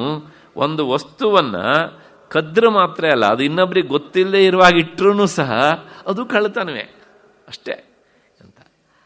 ಹಾಗೆ ಈ ಕಳ್ಳತನದ ವ್ಯಾಖ್ಯಾನ ಬಹಳ ವಿಚಿತ್ರವಾದದ್ದು, ನಮ್ಮ ಸದ್ಯಕ್ಕೆ ಅಪ್ರಸ್ತುತ. ಎಲ್ಲರಲ್ಲಿ ಇರುವಂತಹ ಚೈತನ್ಯ ಒಂದೇ ಅಂತ ಆದಮೇಲೆ, ಆ ಚೈತನ್ಯ ಒಂದೇ ಅಂತ ಆದಮೇಲೆ ಚೈತನ್ಯವನ್ನು ನೋಡುವವನಿಗೆ ಇವನು ಕಳ್ಳ, ಇವನು ಕಳ್ಳರನ್ನು ಹಿಡುವ ಪೊಲೀಸ, ಯಾವ ಭೇದವೂ ಸಹ ಇರುವುದಿಲ್ಲ. ಹಾಗಾಗಿ ಸದಾ ಆತ್ಮೈಕ ವಿಜ್ಞಾನ ದಗ್ಧ ಅವಿದ್ಯಾದಿ ವರ್ಷಮಣಃ. ಈ ಆತ್ಮಜ್ಞಾನದ ಹಿನ್ನೆಲೆಯಲ್ಲಿ ಅವನ ಅವಿದ್ಯೆ, ಆತ್ಮಜ್ಞಾನ ಎನ್ನುವ ಬೆಂಕಿಯಿಂದ ಅವನ ಅವಿದ್ಯೆ ಎನ್ನುವಂಥದ್ದು ಸಂಪೂರ್ಣ ಅದು ನಾಶವಾಗಿ ಹೋಗ್ತದೆ. ಅಮುಷ್ಯ ಬ್ರಹ್ಮಭೂತತ್ವಾತ್ ಬ್ರಹ್ಮಣ ಕುತ ಉದ್ಭವ. ಇವನು ಬ್ರಹ್ಮಭಾವನ್ನೇ ಹೊಂದಿದ ಮೇಲೆ ಮತ್ತೆ ಅವನು ಹುಟ್ಟುವುದಾದರೂ ಹೇಗೆ? ಅವನು ಹುಟ್ಟೋದಿಲ್ಲ. ಲೌಕಿಕವಾಗಿ ಒಂದು ದೃಷ್ಟಾಂತ ಕೊಡಬೇಕು ಅಂದರೆ, ಯಾವನಿಗೆ ಹುಟ್ಟು ಮತ್ತು ಸಾವು, ಯಾವನಿಗೆ ಕಾಮನೆ ಇರುತ್ತೋ ಅವನಿಗೆ ಹುಟ್ಟು. ಹುಟ್ಟುವಾಗ ಕಾಮನೆಯೇ ಇಲ್ಲದೆ ಇದ್ದರೆ, ಅವನು ನಿಷ್ಕಾಮನಾಗಿ ದೇಹವನ್ನು ಬಿಟ್ಟರೆ ಅವನಿಗೆ ಮತ್ತೆ ಪುನಃ ಹುಟ್ಟಿಲ್ಲ. ಸಾಲದ್ದಕ್ಕೆ ಬ್ರಹ್ಮಜ್ಞಾನವನ್ನು ಪಡೆದು ನಾನು ಬ್ರಹ್ಮವೇ ಆಗಿದ್ದೇನೆ ಅಂತ ಅಂದ್ಕೊಂಡಿವನಿಗೆ ಮತ್ತೆ ಪುನಃ ಸುತರಾಂ ಹುಟ್ಟಿಲ್ಲ. ಇದು ಉಪನಿಷತ್ತಿನ ಸಿದ್ಧಾಂತ. ಹಾಗಾಗಿ ಹುಟ್ಟುವುದು ಸಾಯುವುದು ಸಂಸಾರಿಗಳಿಗೆ, ಕಾಮನೆಯನ್ನು ಇಟ್ಕೊಂಡು ಸತ್ತವರಿಗೆ. ಕೆಲವು ಜನ ಇರ್ತಾರಲ್ಲ, ನಾವು ಸತ್ರೂ ಮರೆಯೋದಿಲ್ಲ ಅಂತ. ಆ ಸಾಯುವಾಗಲೂ ಅದನ್ನೇ ನೆನೆಸ್ಕೊಳ್ತಾ ಇರ್ತಾರೆ. ಅದನ್ನೇ ನೆನೆಸ್ಕೊಂಡು ಸತ್ತಾಗ ಅದನ್ನು ಮಾಡೋದಕ್ಕೆ ಅಂತ ಮತ್ತೆ ಹುಟ್ಟಬೇಕೋ ಬೇಡೋ? ಹಾಗಾಗಿ ಅಪ್ಪಿತಪ್ಪಿಯೂ ಸಹ ನಾನು ಸತ್ರೂ ಮರೆಯೋದಿಲ್ಲ ಅಂತ ಹೇಳಲೇಬಾರ್ದು. ಇಲ್ಲಪ್ಪ ಈ ಕ್ಷಣದಲ್ಲಿ ನಾನು ಮರ್ತುಬಿಟ್ಟೆ ಅದನ್ನು ಅಂತ ಹೇಳ್ಬಿಡ್ಬೇಕು. ಹಂಗೆ ಅಂದ್ಕೊಂಡ್ರೆ ಅವನಿಗೇನೂ ನಷ್ಟ ಇಲ್ಲ. ಯಾವನ ಬಗ್ಗೆ ಹೇಳ್ತಿರಲ್ಲ ನೀವು, ನಷ್ಟ ಯಾರಿಗೆ? ನಮಗೆ. ನೋಡಿ, ವೇದಾಂತ ನಮಗೆ ಹೇಗೆ ಪಾಠ ಹೇಳುತ್ತೆ ಅಂತ. ನಾವು ಅವ್ರನ್ನ ರಿಪೇರಿ ಮಾಡ್ಲಿಕ್ಕೆ ಹೋಗಬಾರ್ದು, ನಾವು ರಿಪೇರಿ ಆಗ್ಬಿಡ್ಬೇಕು ಅಷ್ಟೇ ಅಲ್ವಾ? ನಾವು ರಿಪೇರಿ ಆಗ್ತಾ ಹೋದರೆ ಎಲ್ಲರೂ ಸಹ ಇಡೀ ಎಲ್ಲ ವ್ಯವಸ್ಥೆ ರಿಪೇರಿ ಆಗ್ತಾ ಇರುತ್ತೆ. ಅಷ್ಟು ಹಿನ್ನೆಲೆಯಲ್ಲಿ ಅಮುಷ್ಯ ಬ್ರಹ್ಮಭೂತತ್ವಾತ್ ಬ್ರಹ್ಮಣ ಕುತ ಉದ್ಭವ. ಬ್ರಹ್ಮವಸ್ತು ಆದದ್ದು ಮತ್ತನ ಹುಟ್ಟೋದಾದರೂ ಹೇಗ್ರಿ? ಒಂದು ಬೀಜವನ್ನು ಬಾಂಡ್ಲೆಲ್ಲ ಹಾಕಿ ಹೊರದು ಬಿಟ್ಟು ನೆಲದಲ್ಲಿ ನೆಟ್ಬಿಟ್ಟು ದಿನ ನೀರು ಹಾಕಿದರೆ ಮೊಳಕೆ ಆಗು ಅಂದರೆ ಆಗ್ತದೆಯಾ? ಅದು ಇಲ್ಲ. ಹಸಿದಿದ್ರೆ ಏನಾಗುತ್ತೆ? ಮೊಳಕೆ ಆಗುತ್ತೆ. ಆ ಹಸಿತನ ಅಂದರೆ ಏನು? ಅದೇ ಕಾಮನೆಗಳು, ಆಸೆ ಆಮಿಷಗಳು, ರಾಗದ್ವೇಷಗಳು, ಇವೇ ಹಸಿತನ. ಬ್ರಹ್ಮಜ್ಞಾನ ಬಂದಾಗ ಇವೆಲ್ಲ ಏನಾಗ್ತದೆ ಅಂದರೆ ಅದು ಹೊರದು ಪೂರ್ತಿ ದಗ್ಧ ಆಗಿಬಿಡ್ತದೆ. ದಗ್ಧವಾದ ಬೀಜವನ್ನು ನೆಟ್ಟರೆ ಅದು ಮೊಳಕೆ ಆಗೋಲ್ಲ. ಹಾಗಾಗಿ ನಿಷ್ಕಾಮನಾದವನಿಗೆ ಜನ್ಮ ಎನ್ನುವಂಥ ಮೊಳಕೆ ಮತ್ತೆ ಇಲ್ಲ, ಅಥವಾ ಮೊಳಕೆ ಎನ್ನುವಂಥ ಜನ್ಮ ಅವನಿಗೆ ಇಲ್ಲ. ಆದ್ದರಿಂದ ಅಮುಷ್ಯ ಬ್ರಹ್ಮಭೂತತ್ವಾದ ಬ್ರಹ್ಮಣ ಕುತ ಉದ್ಭವ. ಈ ಒಂದು ಪ್ರಶ್ನೆ. ಹಾಗೆ ಹುಡ್ತಾರೆ ಸಾಯ್ತಾರಲ್ರಿ, ಹೌದಲ್ವೋ? ನಾವು ಅದೇ ಗುಂಪಲ್ಲೇ ಇದ್ದೇವಲ್ಲ ಅಲ್ವಾ? ಅದಕ್ಕೇನು ಸಮಾಧಾನ? ಅದಕ್ಕೊಂದು ಉತ್ತರ ಹೇಳ್ತಾರೆ ಮುಂದಿನ ಶ್ಲೋಕದಲ್ಲಿ. 570ನೇ ಶ್ಲೋಕ. ಮಾಯಾಕ್ಲೃಪ್ತೌ ಬಂಧಮೋಕ್ಷೌ ನಸ್ತಃ ಸ್ವಾತ್ಮನಿ ವಸ್ತುತಃ ಯಥಾ ರಜ್ಜೌ ನಿಷ್ಕ್ರಿಯಾಯಾಂ ಸರ್ಪಾಭಾಸ ವಿನಿರ್ಗಮೌ. ಇನ್ನೊಂದು ಸಲ. ಮಾಯಾಕ್ಲೃಪ್ತೌ ಬಂಧಮೋಕ್ಷೌ ನಸ್ತಃ ಸ್ವಾತ್ಮನಿ ವಸ್ತುತಃ ಯಥಾ ರಜ್ಜೌ ನಿಷ್ಕ್ರಿಯಾಯಾಂ ಸರ್ಪಾಭಾಸ ವಿನಿರ್ಗಮೌ. ಬಂಧ ಮತ್ತು ಮೋಕ್ಷ ಇವೆರಡೂ ಸಹ ಮಾಯೆಯಿಂದ ಕಲ್ಪಿತವಾದವುಗಳೇ ಹೊರತು ಆತ್ಮನಲ್ಲಿ ವಾಸ್ತವಿಕವಾಗಿ ಇಲ್ಲವೇ ಇಲ್ಲ. ನಿಷ್ಕ್ರಿಯವಾದಂಥ ಹಗ್ಗದಲ್ಲಿ ಹಾವು ತೋರುವುದು ಮತ್ತು ಹಾವು ಇಲ್ಲದಂತೆ ಆಗುವುದು, ಈ ಎರಡೂ ಸಹ ಹೇಗೆ ಹುಸಿಯೋ ಹಾಗೆಯೇ ಇದು ಅಂತ. ಈ ಬಂಧ ಎನ್ನುವಂತಹದ್ದು ಮತ್ತು ಬಿಡುಗಡೆ ಎನ್ನುವಂತಹದ್ದು ಯಾರಿಗೆ ಅಂದರೆ ಎರಡು ಸಮಾಧಾನ ಇದಕ್ಕೆ. ಮೊದಲನೇದಾಗಿ, ಯಾವನು ನಾನು ಇಲ್ಲಿ ಬದ್ಧ ಅಂತ ಅಂದ್ಕೊಳ್ತಾನೋ ಅವನಿಗೆ ಮೋಕ್ಷ. ಯಾವನು ತಾನು ಬದ್ಧನೇ ಅಲ್ಲ ಅಂತ ಅಂದ್ಕೊಳ್ತಾನೋ ಮತ್ತು ಅವನಿಗೆ ಮೋಕ್ಷದ ಅವಶ್ಯಕತೆ ಇಲ್ಲ. ಇದು ಒಂದು. ಎರಡನೇದು ನೋಡಿ, ಈ ಬಂಧನ ಮತ್ತು ಈ ಬಿಡುಗಡೆ ವಾಸ್ತವಿಕವಾಗಿ ಮಾಯೆಯಿಂದ ಆಗುವಂತಹದ್ದು. ನಿನ್ನೆ ದಿವಸ ನಾನು ಹೇಳಿದ್ದೇನೆ, ಅದೇನೇ ಉಪಾದಾನ ಕಾರಣ, ನಿಮಿತ್ತ ಕಾರಣ ಬ್ರಹ್ಮವಸ್ತು ಆದ್ದರಿಂದ ಅವು ಎರಡಕ್ಕೂ ಓಹೋ ಎನ್ನುವಂಥ ಭೇದ ಇಲ್ಲದೇ ಇದ್ದದ್ರಿಂದ ನಾವೇನು ಮಾಡ್ತೇವೆ? ಬ್ರಹ್ಮವೇ ಪ್ರಪಂಚಕ್ಕೆ ಕಾರಣ. ವಾಸ್ತವಿಕವಾಗಿ ಕಾರಣವಾದದ್ದು ಯಾವುದು? ಜಡವಾದಂಥ ಮಾಯೆ. ಇದು ಎರಡೂ ಸಹ, ಈ ಬಂಧನ ಮತ್ತು ಬಿಡುಗಡೆ ಇದೆರಡೂ ಆಗುವುದು ಯಾವುದರಿಂದ? ಮಾಯೆಯಿಂದ. ನನ್ನ ಸ್ವರೂಪ ಮಾಯೆಗಿಂತಲೂ ಹಿಂದಿರುವಂತಹ ಚೈತನ್ಯ ಸ್ವರೂಪ. ಹಾಗಾಗಿ ನನಗೆ ಮಾಯೆಯಿಂದ ಆಗುವ ಬಂಧನವೂ ಇಲ್ಲ, ಅದರಿಂದಲೇ ಆಗುವ ಬಿಡುಗಡೆಯೂ ಇಲ್ಲ. ಬದ್ಧನಾದವನಿಗೆ ಬಿಡುಗಡೆ, ಬದ್ಧನಲ್ಲದೆ ಇದ್ದವನಿಗೆ ಬಿಡುಗಡೆ ಇಲ್ಲ. ಹಾಗಿದ್ರೆ ನಾನು ಯಾರು ಅಂತಂದರೆ, ನಾನು ಇದೆಲ್ಲವನ್ನೂ ನೋಡುವನು. ಅದಕ್ಕೋಸ್ಕರಲೇ ಆ 4 ಮಹಾವಾಕ್ಯಗಳಿದ್ದಾವಲ್ಲ, ಅದಲ್ಲೇ ಶುರು ಆಗುತ್ತೆ ನೋಡಿ. ತ್ವಂ ತತ್ ಅಸಿ, ನೀನು ಅದಾಗಿದ್ದೀಯೆ ಅಂತ. ಅದಾಗಿದ್ದೀಯ ಅಂದರೆ ಅದು ಬ್ರಹ್ಮವಸ್ತು ಆಗಿದ್ದೀಯ ಅಂತ. ಅದನ್ನು ಹೇಳಿದಾಗ ಅದು ಅಂದರೆ ಏನು? ಜ್ಞಾನ. ಶಿಷ್ಯನಾದವನು ಏನು ಮಾಡ್ತಾನೆ? ಅದು ಜ್ಞಾನಸ್ವರೂಪ. ಆದ್ದರಿಂದ ಪ್ರಜ್ಞಾನಂ ಬ್ರಹ್ಮ, ಆ ಬ್ರಹ್ಮವಸ್ತು ಜ್ಞಾನಸ್ವರೂಪವೇ ಆಗಿದೆ ಅಂತ. ಮತ್ತೆ ಆ ಜ್ಞಾನಸ್ವರೂಪವಾದದ್ದು ಎಲ್ಲಿದೆ ಕೇಳಿದರೆ ಇಲ್ಲೇ ಇದೆ. ಅಯಮಾತ್ಮ ಬ್ರಹ್ಮ, ಈ ಆತ್ಮವೇ ಬ್ರಹ್ಮ. ಕೊನೆಗೆ ಹೀಗೆ ಸಾಧನೆ ಮಾಡ್ತಾ ಮಾಡ್ತಾ ಮಾಡ್ತಾ ಎಷ್ಟೋ ದಿನ, ವರ್ಷ ಅಥವಾ ಜನ್ಮ ಕಳೆದಾಗ ಕೊನೆಗೆ ಬರುವಂತಹದ್ದು ಅನುಭವಾತ್ಮಕವಾದ ಜ್ಞಾನ. ಅದು ಅಹಂ ಬ್ರಹ್ಮಾಸ್ಮಿ. ಅಹಂ ಬ್ರಹ್ಮಾಸ್ಮಿ ಅಂತ ಆದಮೇಲೆ ಆ ಬ್ರಹ್ಮಸ್ವರೂಪವಾದಂಥವನಿಗೆ ಮಾಯೆ ಏನು ಮಾಡುತ್ತೆ? ಏನೂ ಮಾಡೋದಿಲ್ಲ. ಹಾಗಾಗಿ ಅವನಿಗೆ ಬಂಧವೂ ಇಲ್ಲ, ಮೋಕ್ಷವೂ ಇಲ್ಲ. ಜ್ಞಾನಿಯಾದವನು ಹೀಗೆ ತನ್ನ ಜ್ಞಾನ ಎನ್ನುವಂಥ ಖಡ್ಗದಿಂದ ಮಾಯೆಯನ್ನು ತುಂಡರಿಸಿ ಮುಂದಕ್ಕೆ ಹೋಗ್ತಾನೆ, ಹೆದರಿಸಿ ಮುಂದಕ್ಕೆ ಹೋಗ್ತಾನೆ. ಆದರೆ ಒಬ್ಬ ಭಕ್ತನಿಗೂ ಇದಕ್ಕೊಂದು ಅವಕಾಶ ಉಂಟು ಅಂತ ಅಲ್ಲಲ್ಲಿ ಹೇಳ್ತಾರೆ. ಅವನೇನು ಮಾಡ್ತಾನೆ ಕೇಳಿದರೆ, ಈ ರೀತಿಯಲ್ಲೆಲ್ಲ ಅದನ್ನು ಬೇರೆ ರೀತಿಯಲ್ಲಿ ಮಾಯೆಯನ್ನು ಅವನು ಸಹ ದಾಟ್ತಾನೆ. ಸಗುಣವಾದಂಥ ಬ್ರಹ್ಮವಸ್ತುವನ್ನೇ ಧ್ಯಾನ ಮಾಡ್ತಾ, ತನಗಿಷ್ಟವಾದಂಥ ರೂಪದಲ್ಲಿ ಆ ಬ್ರಹ್ಮವಸ್ತುವನ್ನು ಚಿಂತಿಸ್ತಾ, ಆಗ ಪರಮಾತ್ಮನನ್ನೇ ಮತ್ತೆ ಮತ್ತೆ ಕರೀತಾನಂತೆ. ಅವನು ಕರೆದಾಗ ಅವನಿಗೆ ಅಧೀನವಾದಂಥ ಈ ಮಾಯೆ ಎನ್ನುವಂಥದ್ದು, ಓಹೋ ಏನೋ ನಮ್ಮ ಯಜಮಾನರು ಹುಡ್ಕೊಂಡು ಬಂದಿದ್ದಾರೆ, ನಾನೇನು ಮಾಡುವಂತ ಇಲ್ಲ ಇವಾಗ ಅಂತ ಪಕ್ಕಕ್ಕೆ ಸರಿಯತ್ತಂತೆ. ಅದು ಹೀಗೆ ಅವನೂ ಸಹ ಮಾಯೆಯನ್ನು ದಾಟ್ತಾನೆ ಎನ್ನುವ ಹಿನ್ನೆಲೆಯಲ್ಲಿ ಒಟ್ಟಾರೆ ಏನು ಹೇಳಿದಂಗಾಯಿತು, ಈ ಬಂಧ ಮತ್ತು ಮೋಕ್ಷ ಎರಡು ಮಾಯೆಗೆ ಸಂಬಂಧಪಟ್ಟಿದ್ದು. ನನ್ನ ಸ್ವರೂಪ ಮಾಯೆ ಅಲ್ಲ, ಆದ್ದರಿಂದ ನನಗೆ ಬಂಧವೂ ಇಲ್ಲ, ವಾಸ್ತವಿಕವಾಗಿ ಮೋಕ್ಷವೂ ಇಲ್ಲ. ಬದ್ಧನಾದವನಿಗೆ ಮೋಕ್ಷ, ಚೈತನ್ಯ ಸ್ವರೂಪವನ್ನು ಅರಿತವನಿಗೆ ನಮಗುಂಟು, ಯಾಕೆ ನಾವು ಅರಿತವರು ಅಲ್ಲ ಅಂತ. ಮಾಯಾಕ್ಲಿಪ್ತವು ಬಂಧ ಮೋಕ್ಷವು ನಸ್ತಃ ಸ್ವಾತ್ಮನಿ ವಸ್ತುತಃ. ಹೇಗೆ ಅಂದರೆ ಅದಕ್ಕೊಂದು ದೃಷ್ಟಾಂತವನ್ನು ಕೊಡ್ತಾರೆ. ಪ್ರತಿಯೊಂದಕ್ಕೂ ಒಂದು ದೃಷ್ಟಾಂತ ಕೊಡ್ತಾರೆ. ಅದೇ ಇದರ ವಿಶೇಷತೆ. ಯಥಾರಜ್ಜವು ನಿಷ್ಕ್ರಿಯಾಯಾಮ್ ಸರ್ಪಾಭಾಸ ವಿನಿರ್ಗಮೌ. ನಿಷ್ಕ್ರಿಯವಾಗಿ ಏನನ್ನೂ ಮಾಡದೆ ರಸ್ತೆಯಲ್ಲಿ ಬಿದ್ದುಕೊಂಡಿದೆ ಒಂದು ಹಗ್ಗದ ತುಂಡು. ನಮಗೆ ಅದು ಹಾವಾಗಿ ತೋರಿತು ಅಲ್ವಾ? ಆ ಹಾವಾಗಿ ತೋರಿದ್ದು ಮತ್ತೆ ತೋರಿದ ಹಾವು ಅಲ್ಲಿಂದ ನಿವಾರಣೆ ಆದದ್ದು, ಇದು ಎರಡೂ ಸಹ ವಾಸ್ತವಿಕವಾಗಿ ಹಗ್ಗದಲ್ಲಿ ಉಂಟಾ? ತೋರಿದ್ದು ಸುಳ್ಳು, ಅದು ಹಾವು ಅಲ್ಲಿಂದ ಹೊರಟು ಹೋದದ್ದು ಸುಳ್ಳು. ಹಾಗೆಯೇ ಬಂಧ ಎನ್ನುವುದು ಸುಳ್ಳು, ಮೋಕ್ಷ ಎನ್ನುವುದು ಸುಳ್ಳು. ಅದಕ್ಕೋಸ್ಕರ ಆ ತೋರಿಕೆಯ ಹಾವಿಗೆ ಹಗ್ಗ ಹೇಗೆ ಅಧಿಷ್ಠಾನವೋ ಆಶ್ರಯವೋ, ಹಾಗೆ ನನಗೆ ಬಂಧ ಮೋಕ್ಷ ಇದೆ ಅಂತ ಅಂದ್ಕೊಳ್ತಾ ಇರುವಂಥ ಈ ಅವಿದ್ಯಾ ವಿಶಿಷ್ಟನಾದ ಜೀವನಿಗೆ ಪರಮಾತ್ಮನೇ ಆಧಾರನಾದಾಗ, ಅವನ ತಿಳುವಳಿಕೆ ಬಂದಾಗ ಮತ್ತೆ ಬಂಧವೂ ಇಲ್ಲ, ಮೋಕ್ಷವೂ ಇಲ್ಲ. ನಿನ್ನೆ ದಿವಸ ನಾನು ಹೇಳಿದ್ದೇನೆ, ನಮಗೆ ಹಾವು ಎಷ್ಟರ ತನಕ ಕಾಣ್ತಾ ಇರುತ್ತೋ ಹಗ್ಗದಲ್ಲಿ, ಅಲ್ಲಿವರೆಗೆ ಹಗ್ಗ ಕಾಣೋಲ್ಲ. ಹೌದಾ ಅಲ್ವಾ? ಹಗ್ಗ ಕಂಡ ಮರುಕ್ಷಣದಲ್ಲಿ ಅಲ್ಲಿ ಹಾವಿಲ್ಲ.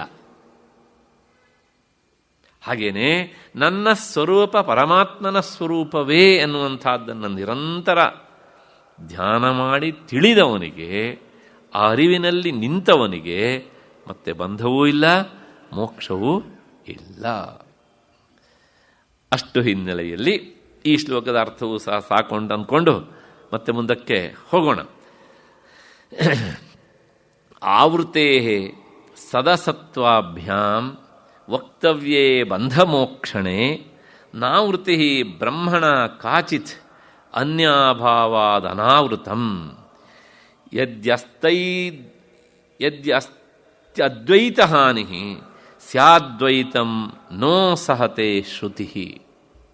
ಇನ್ನೊಂದು ಸಲ, ಆವೃತೆ ಸದಸತ್ವಾಭ್ಯಾಂ ವಕ್ತವ್ಯೇ ಬಂಧಮೋಕ್ಷಣೆ ನಾವೃತಿ ಬ್ರಹ್ಮಣ ಕಾಚಿತ್ ಅನ್ಯಭಾವಾ ಅದನಾವೃತಂ ಯದ್ಯದ್ವೈತಹಾನಿ ಸ್ಯಾದ್ವೈತಂ ನೋ ಸಹತೆ ಶ್ರುತಿ. ಆವರಣ ಶಕ್ತಿ ಇರುವುದು ಮತ್ತು ಇಲ್ಲದಿರುವುದು, ಇವುಗಳಿಂದ ತಾನೇ ಬಂಧ ಮತ್ತು ಮೋಕ್ಷ ಹೇಳಬೇಕು. ಬ್ರಹ್ಮಕ್ಕೆ ಯಾವ ಆವರಣವೂ ಇಲ್ಲ, ಬ್ರಹ್ಮವನ್ನು ಬಿಟ್ಟು ಮತ್ತೊಂದು ವಸ್ತುವೇ ಇಲ್ಲ ಎಂದ ಮೇಲೆ ಅದಕ್ಕೆ ಆವರಣವಾದರೂ ಹೇಗೆ ಇದ್ದೀತು?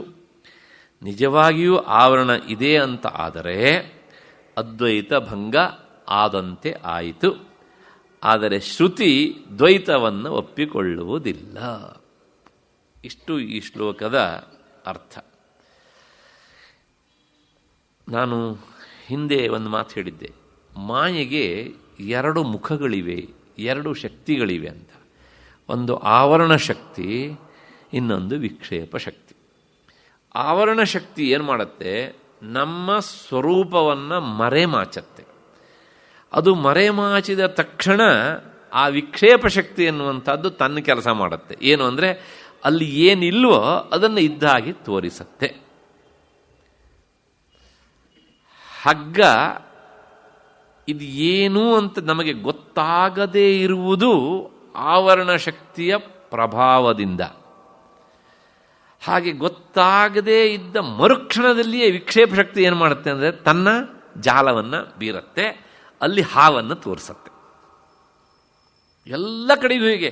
ಆದರೆ ನಮಗೆ ಆ ಇನ್ನೊಂದು ವಸ್ತುವಾಗಿ ತೋರುವುದರ ಒಳಗಾಗಿ ಎರಡು ಶಕ್ತಿಯಲ್ಲಿ ಕೆಲಸ ಮಾಡಿರುತ್ತೆ ಅನ್ನೋದು ನಮ್ಮ ಮನಸ್ಸಿನ ವೇಗಕ್ಕೆ ನಿಲ್ಕೋದಿಲ್ಲ, ಅಷ್ಟು ಬೇಗ ಆಗುತ್ತೆ ಅದಕ್ಕೆ ಅಂತ. ಇಲ್ಲಿ ಏನಾಗುತ್ತೆ, ನಮ್ಮ ಸ್ವರೂಪದ ವಿಚಾರದಲ್ಲಿ ಆವರಣ ಶಕ್ತಿ ಎನ್ನುವಂಥದ್ದು ನಿಜವಾಗಿಯೂ ಸಹ ಬ್ರಹ್ಮವಸ್ತುವಿನಲ್ಲಿ ಇಲ್ಲವೇ ಇಲ್ಲ.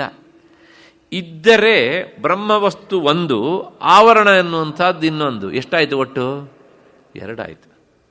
ಹೇಳೋದು ಅದ್ವೈತವನ್ನು.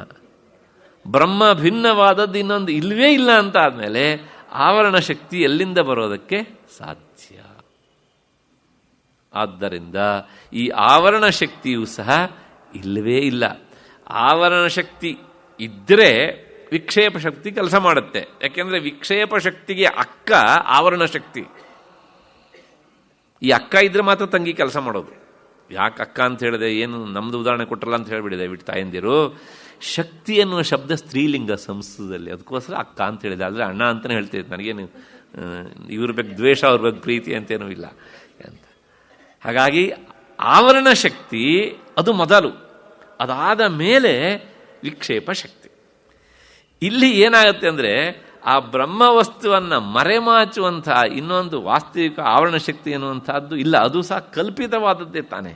ಆ ಕಲ್ಪಿತವಾದಂತಹ ಆವರಣ ಶಕ್ತಿ ಅದು ನಿಜವಾಗಿ ಇಲ್ಲ ಅಂತ ಆದಮೇಲೆ ಮತ್ತೆ ಬ್ರಹ್ಮವನ್ನು ಮರೆಮಾಚುವಂತಹದ್ದು ನಿಜವಾಗಿಯೂ ಯಾವುದು ಇದೆ? ಯಾವುದೂ ಇಲ್ಲ. ಅದಕ್ಕೊಂದು ದೃಷ್ಟಾಂತ ಕೊಡ್ತಾರೆ. ಹೇಗೆ ಅಂದರೆ ನಿಜವಾಗಿಯೂ ಸಹ ಇಲ್ಲವೇ ಇಲ್ಲ. ಮುಂದಿನ ಶ್ಲೋಕದಲ್ಲಿ ಕೊಡ್ತಾರೆ ಆ ದೃಷ್ಟಾಂತವನ್ನು.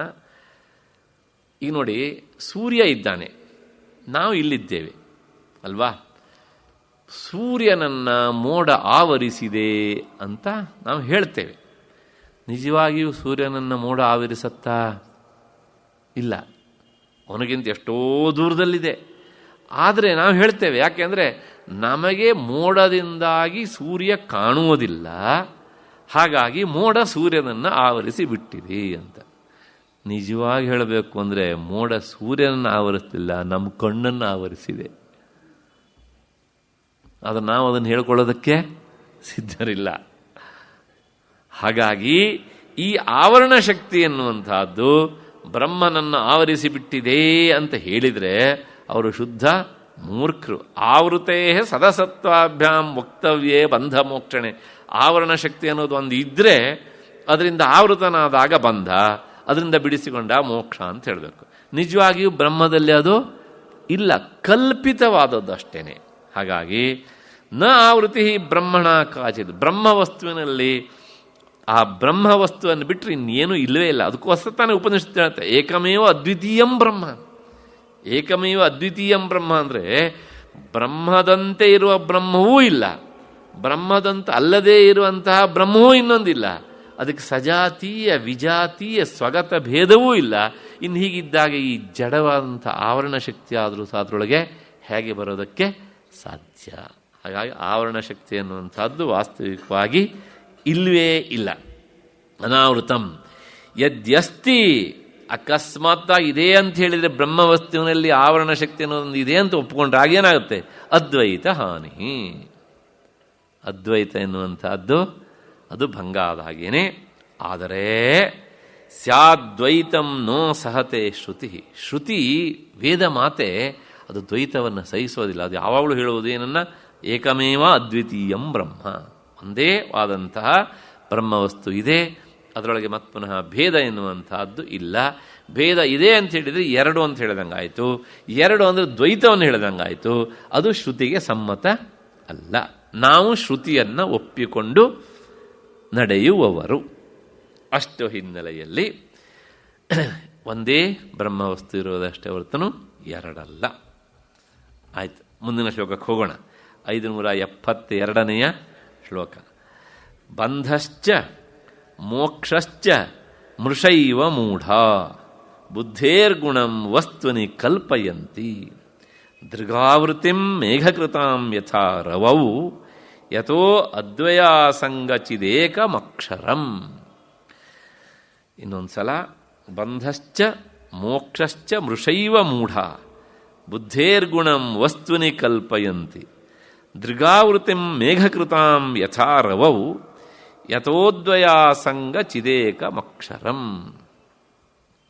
ಬಂಧ ಮತ್ತು ಮೋಕ್ಷ ಎರಡೂ ಸಹ ಸುಳ್ಳೆ. ಮೃಷ ಅಂದರೆ ಸುಳ್ಳು. ಆದರೆ ಮೂಢರು ಅವೆರಡನ್ನೂ ಸಹ ಆತ್ಮನಲ್ಲಿ ಕಲ್ಪಿಸ್ತಾರೆ. ಹೇಗೆ ಅಂದರೆ, ಮೋಡದಿಂದಾದ ಕಣ್ಣಿನ ಮರೆಯನ್ನು ಸೂರ್ಯನಲ್ಲಿ ಕಲ್ಪಿಸುವಂತೆ ಇದಾಗಿದೆ. ಆದರೆ ಪರಮಾರ್ಥತಃ ಆತ್ಮವಸ್ತು ಅದು ಅದ್ವಯವೂ ಅಸಂಗವೂ ಚಿತ್ಸ್ವರೂಪವೂ ಆದ ಪರಮ ಅಕ್ಷರವೇ ಆಗಿರುವುದರಿಂದ ಅಲ್ಲಿ ಬಂಧವೂ ಇಲ್ಲ, ಮೋಕ್ಷವೂ ಇಲ್ಲ. ಬಂಧಶ್ಚ ಮೋಕ್ಷಶ್ಚ ಮೃಷೈವ ಮೂಢ. ಬಂಧವೂ ಇಲ್ಲ, ಮೋಕ್ಷವೂ ಇಲ್ಲ. ಆದರೂ ಸಹ ಹೇಳ್ತೇವಲ್ಲ, ಅಂದರೆ ಇದು ಬುದ್ಧೇರ್ ಗುಣಂ, ಇದು ಬುದ್ಧಿಯ ಗುಣ. ಆ ಬುದ್ಧಿಯ ಗುಣವನ್ನು ಅಜ್ಞರು ಆತ್ಮನಲ್ಲಿ ಕಲ್ಪಿಸ್ತಾರೆ. ಈ ಬಂಧ ಮೋಕ್ಷ ಎರಡು ಸಹ ಬುದ್ಧಿಯಲ್ಲಿರುವುದಾದ್ದರಿಂದ ಬುದ್ಧಿಯ ಗುಣವನ್ನು ಆತ್ಮನಲ್ಲಿ ಕಲ್ಪಿಸ್ತಾರೆ. ಹೇಗೆ ಅಂದರೆ ಒಂದು ದೃಷ್ಟಾಂತ ಕೊಟ್ಬಿಡ್ತೇನೆ. ಇಂದು ಹೇಳಿದ್ದೇನೆ ಇದನ್ನು.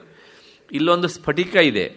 ಸ್ಫಟಿಕದ ಹಿಂದೆ ನಾವು ಯಾವ ಬಣ್ಣದ ವಸ್ತುವನ್ನು ಇಡ್ತೇವೋ ಈ ಕಡೆಯಿಂದ ನೋಡುವವನಿಗೆ ಆ ಸ್ಫಟಿಕ ಅದೇ ಬಣ್ಣದ್ದಾಗಿ ತೋರುತ್ತೆ.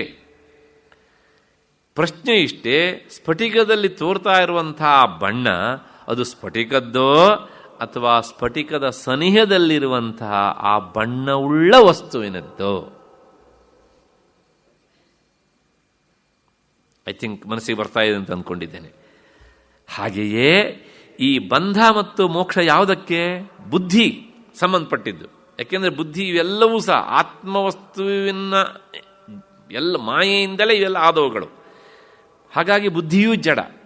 ಆದರೆ ಆತ್ಮವಸ್ತು ಮಾತ್ರ ಮಾಯೆಯ ಸ್ಪರ್ಶ ಇಲ್ಲದೇ ಇರುವಂತಹದ್ದು. ಹಾಗಾಗಿ ಅದಕ್ಕೆ ಬಂಧವೂ ಇಲ್ಲ, ಮೋಕ್ಷವೂ ಇಲ್ಲ.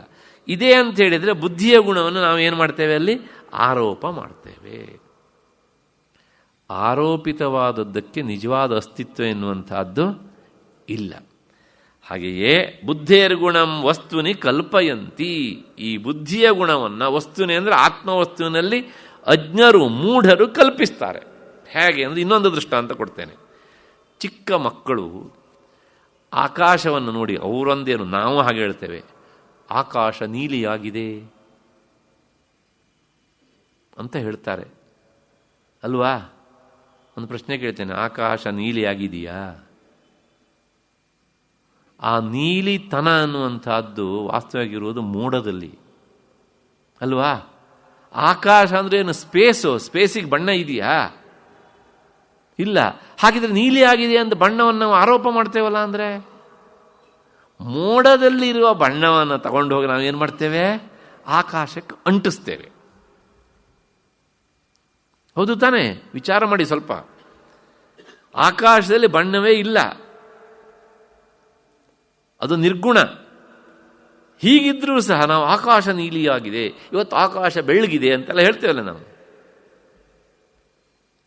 ನೆನೆಸ್ಕೊಂಡು ನಗು ಬರುತ್ತೆ ನಮಗೆ. ನಾವು ಎಷ್ಟು ಹುಚ್ಚುತನದಿಂದ ಮಾತಾಡ್ತಾ ಇದ್ದೇವೆ ನಾವು ಅಂತ. ಆಕಾಶಕ್ಕೆ ಬಣ್ಣ ಇಲ್ಲ, ಇಲ್ಲದೆ ಇರುವಂತಹ ಬಣ್ಣ ಇಲ್ಲದೆ ಇರುವಂತಹ ಆಕಾಶಕ್ಕೆ ಮೋಡದಲ್ಲಿರೋ ಬಣ್ಣವನ್ನು ತೆಗೆದುಕೊಂಡು ಹೋಗಿ ನಾವು ಅಂಟಿಸ್ತಾನೇ ಇರ್ತೇವೆ. ನಾವು ಹೀಗೆ ಹುಚ್ಚುಚ್ಚಾಗಿ ಮಾತಾಡ್ತಾ ಇರ್ತೇವೆ. ನಾವು ಮಕ್ಕಳು ಹೇಳಿದಾಗ ನಾವು ಇದನ್ನು ಒಪ್ಕೊಳ್ತೇವೆ. ನಾವು ಮಕ್ಕಳಿಗೆ ಹಾಗೆ ಹೇಳ್ತೀವಿ, ಇವತ್ತು ಆಕಾಶ ನೀಲಿಯಾಗಿದೆ ಅಂತ. ನಾವೇ ಈ ದಡ್ಡತನವನ್ನು ಮಕ್ಕಳಿಗೆ ಹೇಳ್ಕೊಡೋರು. ಆಕಾಶದಲ್ಲಿ ನಿಜವಾಗಿಯೂ ಸಹ ಏನಿಲ್ಲ, ಬಣ್ಣ ಇಲ್ಲ. ಅದು ಮೋಡದ ಬಣ್ಣವನ್ನು ನಾವಲ್ಲಿ ಆರೋಪ ಮಾಡ್ತೇವೆ, ಕಲ್ಪಿಸ್ತೇವೆ. ಹಾಗೆಯೇ ಆ ಸ್ಫಟಿಕದ ಹಿಂದಿರುವಂತಹ ಬಣ್ಣವನ್ನು ಸ್ಫಟಿಕದಲ್ಲಿ ಆರೋಪ ಮಾಡ್ತೇವೆ. ಹಾಗೆಯೇ ಬುದ್ಧಿಯ ಗುಣವಾದಂಥ ಬಂಧ ಮೋಕ್ಷವನ್ನು ಯಾರೆಲ್ಲ ಆರೋಪ ಮಾಡ್ತೇವೆ? ಆತ್ಮನಲ್ಲಿ ಆರೋಪ ಮಾಡ್ತೇವೆ.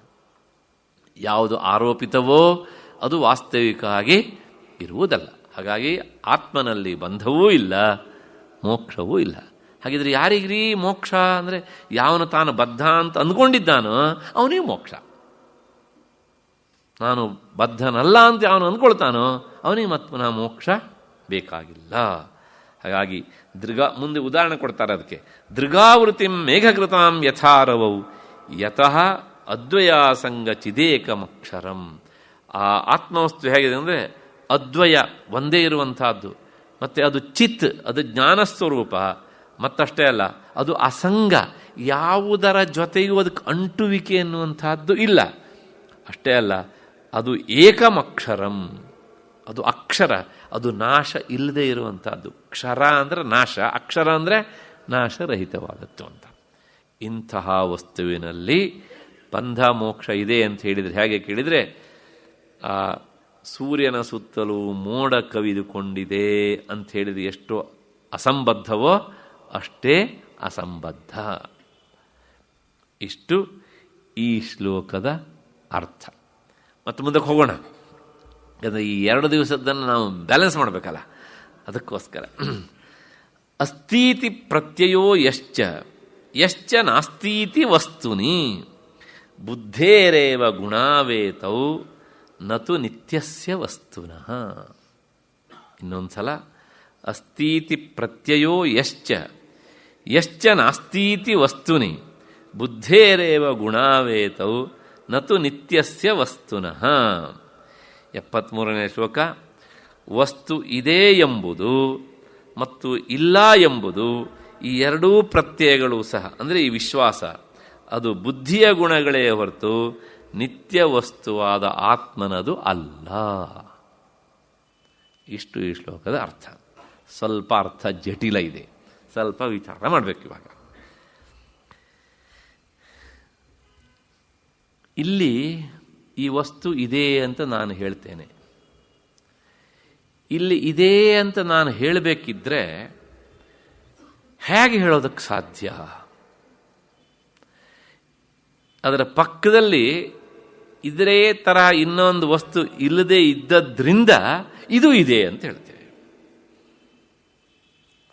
ಅದು ಇಲ್ಲ ಅಂತ ಹೇಳಬೇಕಿದ್ರೆ, ಒಂದು ವಸ್ತು ಇಲ್ಲ ಅಂತ ಹೇಳಬೇಕಿದ್ರೆ ಇದ್ದದ್ದು ಇನ್ನೊಂದು ವಸ್ತುವನ್ನು ಇಟ್ಕೊಂಡು ನಾವು ಇಲ್ಲ ಅಂತ ಹೇಳ್ತೇವೆ. ಇದನ್ನು ಸಾಪೇಕ್ಷಿಕವಾದ ಸಂಬಂಧ ಅಂತ ಕರೀತಾರೆ. ಯಾವಾಗ ನಾವು ಇದ್ದದ್ದನ್ನು ಇಲ್ಲದೆ ಇರುವುದನ್ನು ಎರಡನ್ನೂ ನೋಡಿರ್ತೇವೋ ಆವಾಗ ಇದು ಇದೆ ಮತ್ತೆ ಇದು ಇಲ್ಲ ಎನ್ನುವ ವ್ಯವಹಾರ ಸಂಭವಿಸುತ್ತೆ. ಪ್ರಪಂಚದಲ್ಲಿ ಯಾವಾಗ ಒಂದೇ ವಸ್ತು ಯಾವಾಗಲೂ ಇರುತ್ತೋ ಅದನ್ನು ಇದೆ ಅಂತ ಹೇಳಿದ್ರೂ ತಪ್ಪೆ. ಯಾಕೆಂದರೆ ತದಿತರವಾದದ್ದು ಇಲ್ಲವೇ ಇಲ್ವಲ್ಲ. ಅದಕ್ಕೆ ಹೊರತಾಗಿ ಇನ್ನೊಂದು ಇದ್ದರೆ ಅದಿಲ್ಲ ಅಂತ ಹೇಳ್ಬೋದು, ಅಥವಾ ಅದಕ್ಕೆ ಹೊರತಾಗಿ ಇನ್ನೊಂದು ಇಲ್ಲದೆ ಇದ್ದರೆ ಇದು ಇದೆ ಅಂತ ಹೇಳ್ಬೋದು.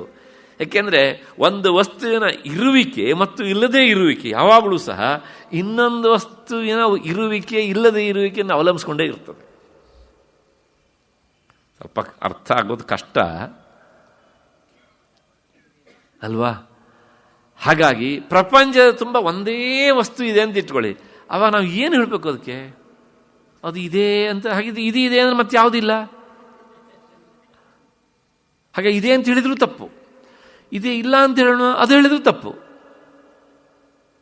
ಹಾಗಾಗಿ ಈ ಅಸ್ತಿ ಮತ್ತೆ ನಾಸ್ತಿ, ಇದೆ ಮತ್ತೆ ಇಲ್ಲ ಎನ್ನುವಂತಹದ್ದು ಎರಡು ವಸ್ತುಗಳಿದ್ದಾಗ ಮಾತ್ರ ಸಂಭವಿಸ್ತವೆ ಅಷ್ಟೇ ಹೊರತುನು ಒಂದೇ ವಸ್ತು ಇದ್ದಾಗ ಅದು ಸುತರಾಂ ಸಂಭವಿಸುವುದಿಲ್ಲ.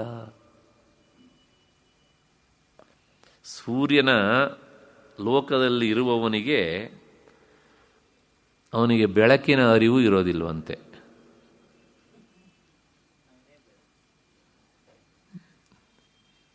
ಏನು ಹೀಗೆ ಹೇಳ್ತೀರಲ್ಲ ಅಂತ ನಿಮ್ಗೆ ಆಶ್ಚರ್ಯ ಆಗಬಹುದು. ಆ ಸೂರ್ಯಾಲೋಕದಲ್ಲಿರುವವನಿಗೆ ಬೆಳಕಿನ ಅರಿವು ಇರೋದಿಲ್ಲ. ಬೆಳಕಿನ ಅರಿವು ಯಾವನಿಗಿರುತ್ತದೆ ಅಂದರೆ ಕತ್ತಲನ್ನು ನೋಡಿದವನಿಗೆ ಬೆಳಕಿನ ಅರಿವು ಇರ್ತದೆ. ಹೌದಾ ಅಲ್ವೋ? ಯಾವನು ಕತ್ತಲನ್ನೇ ನೋಡೋದಿಲ್ವೋ ಅವನಿಗಿದು ಬೆಳಕು ಅಂತ ಗೊತ್ತಾಗೋದಾದರೂ ಹೇಗೆ? ಗೊತ್ತಾಗ್ತದ್ಯಾ? ಇಲ್ಲ. ಯಾವನು ಬೆಳಕನ್ನು ನೋಡಿರ್ತಾನೋ ಅವನು ಕತ್ತಲು ಅಂತ ನೋಡಬಲ್ಲ, ಇದು ಕತ್ತಲು ಅಂತ ಅರಿಯಬಲ್ಲ. ಆದರೆ ಯಾವನಿಗೆ ಯಾವಾಗಲೂ ಸಹ ಸದಾ ಕತ್ತಲಲ್ಲೇ ಇರ್ತಾನೋ ಅವನಿಗೆ ಅದು ಕತ್ತಲು ಅನ್ನೋದು ಸಹ ಗೊತ್ತಾಗೋದಿಲ್ಲ. ಯಾಕೆ? ಕತ್ತಲಿಗೆ ಹೊರತಾಗಿ ಬೆಳಕನ್ನು ನೋಡಿದರೆ ನಾನು ಕತ್ತಲಲ್ಲಿದ್ದೇನೆ ಅಂತ. ನಾನು ಪದೇ ಪದೇ ಅಂದ್ಕೊಳ್ತೇನೆ ಕೆಲವು ಸಲ, ಈ ಮಹಾ ಅಜ್ಞಾನಿಗಳಿಗೆ ನನಗೆ ಅಜ್ಞಾನ ಇದೆ ಅನ್ನೋದು ಗೊತ್ತಾಗೋದಿಲ್ಲ. ಗೊತ್ತಾಗ್ಬಿಟ್ರು ಜ್ಞಾನಿ ಆಗಿಬಿಡ್ತಾರೆ ಅವರು. ಯಾಕೆಂದರೆ ಇದಕ್ಕೆ ಹೊರತಾಗಿ ನಂದು ಇದೆ ಅಂತ ಗೊತ್ತಾದರೆ ತಿಳ್ಕೊಳ್ಳೋ ಪ್ರಯತ್ನ ಮಾಡ್ತಾರೆ. ಹಾಗಾಗಿ ಯಾಕೆಂದರೆ ಕೆಲವು ಸಲ ಕೆಲವು ಉದ್ಯೋಗದಲ್ಲಿ ಇರುವವನ್ನ ನೋಡಿದಾಗ ನಮ್ಗೆ ಹಾಗೆ ಅನಿಸ್ತದೆ. ನಾನು ನಿನ್ನೆ ಮೊನ್ನೆ ರಾತ್ರಿ ಹೇಳ್ತಾ, ಈ ಪಾಪ ಪೊಲೀಸ್ ಡಿಪಾರ್ಟ್ಮೆಂಟಲ್ಲಿ ಅವರು ಸರ್ಕಲ್ ನಿಂತಿರ್ತಾರಲ್ಲ, ಒಂದು ಕ್ಷಣಕಾಲ ವಿಚಾರ ಮಾಡಿ ಬೆಳಗಿನ ಸಂಜೆವರೆಗೂ ಹಿಂಗನ್ನೋದು ಹಿಂಗನ್ನೋದು ಹಿಂಗನ್ನೋದು ಹಿಂಗನ್ನೋದು ಅಲ್ವಾ? ಎಷ್ಟು ವರ್ಷ ಜೀವಮಾನದುದ್ದಕ್ಕೂ ಅಂದರೆ 30-35 ವರ್ಷ ಇದೇನೆ. ಇದು ಹೊರತಾಗಿ ಏನಾದರೂ ಉಂಟಾ? ನಾನು ಆ ವೃತ್ತಿಯನ್ನು ತಿರಸ್ಕಾರ ಮಾಡ್ತಾ ಇಲ್ಲ, ಒಂದು ಪಶ್ಚಾತ್ತಾಪ ಉಂಟು. ಎಷ್ಟೊತ್ತಿಗೆ ನೋಡಿದ್ರು ಸಹ ಇಷ್ಟು ಬಿಟ್ಟರೆ ಇನ್ನೇನಾದರೂ ಉಂಟಾ? ಅಂದರೆ ಅವರಿಗೆಲ್ಲೋ ಒಂದು ಕಡೆಗೆ ಆ ಜ್ಞಾನದ ದ್ವಾರವೇ ಏನಾಗಿದೆ ಅಂದರೆ ಕ್ಲೋಸ್. ಆದರೂ ಸಹ 35 ವರ್ಷ ಸರ್ವೀಸ್ ನನಗೆ ಅಂತ ಬೀಗ್ತಾರೆ. ಏನು ಮೊದಲು ಸರ್ವೀಸ್ ಅಂದರೆ ಸರ್ವೀಸಿಗೆ ಸೇರಿದ ಮೊದಲ ದಿನದ ಅನುಭವ ಏನಿತ್ತೋ ಅದೇ ಅನುಭವವೇ ಕೊನೆ ದಿನ. ಇದಕ್ಕೆ ಹಿಂಗೆಲ್ಲ ಮಾಡಿಕೊಂಡು ಭುಜ ತಟ್ಕೊಂಡು ಹೇಳ್ಕೊಳ್ಬೇಕಾ? ವಾಸ್ತವಿಕವಾಗಿ ಅವತ್ತು ಎಷ್ಟು ದಡ್ಡನಾಗಿ ಸೇರಿದನೋ ನಿವೃತ್ತಿ ಆಗೋದು ಸೊ ಅದಕ್ಕಿಂತ 100 ಪಟ್ಟು ದಡ್ಡನಾಗಿ ನಿವೃತ್ತನಾಗ್ತಾನೆ. ನನ್ನನ್ನು ಸೇರಿಸಿಕೊಂಡು ಹೇಳ್ತಿದ್ದೇನೆ, ಯಾರು ಬೇಜಾರು ಮಾಡ್ಕೊಳ್ಬೇಡಿ. ಎಲ್ಲಿಯವರೆಗೆ ನಾವು ಜ್ಞಾನದ ಬಾಗಿಲನ್ನು ತೆರೆಯೋದಿಲ್ಲೋ ಅಲ್ಲಿಯವರೆಗೆ ಅಲ್ವಾ? ಹಾಗಾಗಿ ಈ ಅಜ್ಞಾನದಲ್ಲಿಯೇ ಇರುವವರಿಗೆ ಅವರಿಗೆ ಜ್ಞಾನ ಅನ್ನೋದು ಒಂದಿದೆ ಎನ್ನುವಂಥದ್ದು ಗೊತ್ತಾಗೋದಿಲ್ಲ.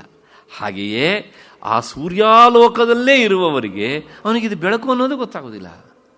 ಅಜ್ಞಾನದಲ್ಲಿರುವವರಿಗೆ ಇದು ಅಜ್ಞಾನದಲ್ಲಿದ್ದೇನೆ ಅನ್ನೋದು ಸಹ ಅದಕ್ಕೋಸ್ಕರ ನೋಡಿ ಅವರು ಬೇರೆ ಇನ್ಯಾವುದನ್ನು ಸಹ ತಿಳ್ಕೊಳ್ಳಿಕ್ಕೂ ಪ್ರಯತ್ನ ಮಾಡೋದಿಲ್ಲ. ಯಾಕೆಂದರೆ ನನಗೆ ಅಜ್ಞಾನ ಇದೆ ಗೊತ್ತಿಲ್ಲ ಅನ್ನೋದು ಗೊತ್ತಿದ್ದರೆ ಇದನ್ನು ಹೇಗೆ ಪರಿಹಾರ ಮಾಡ್ಕೊಳ್ಬೇಕು ಅಂತ ಪ್ರಯತ್ನ ಮಾಡ್ತಾನೆ.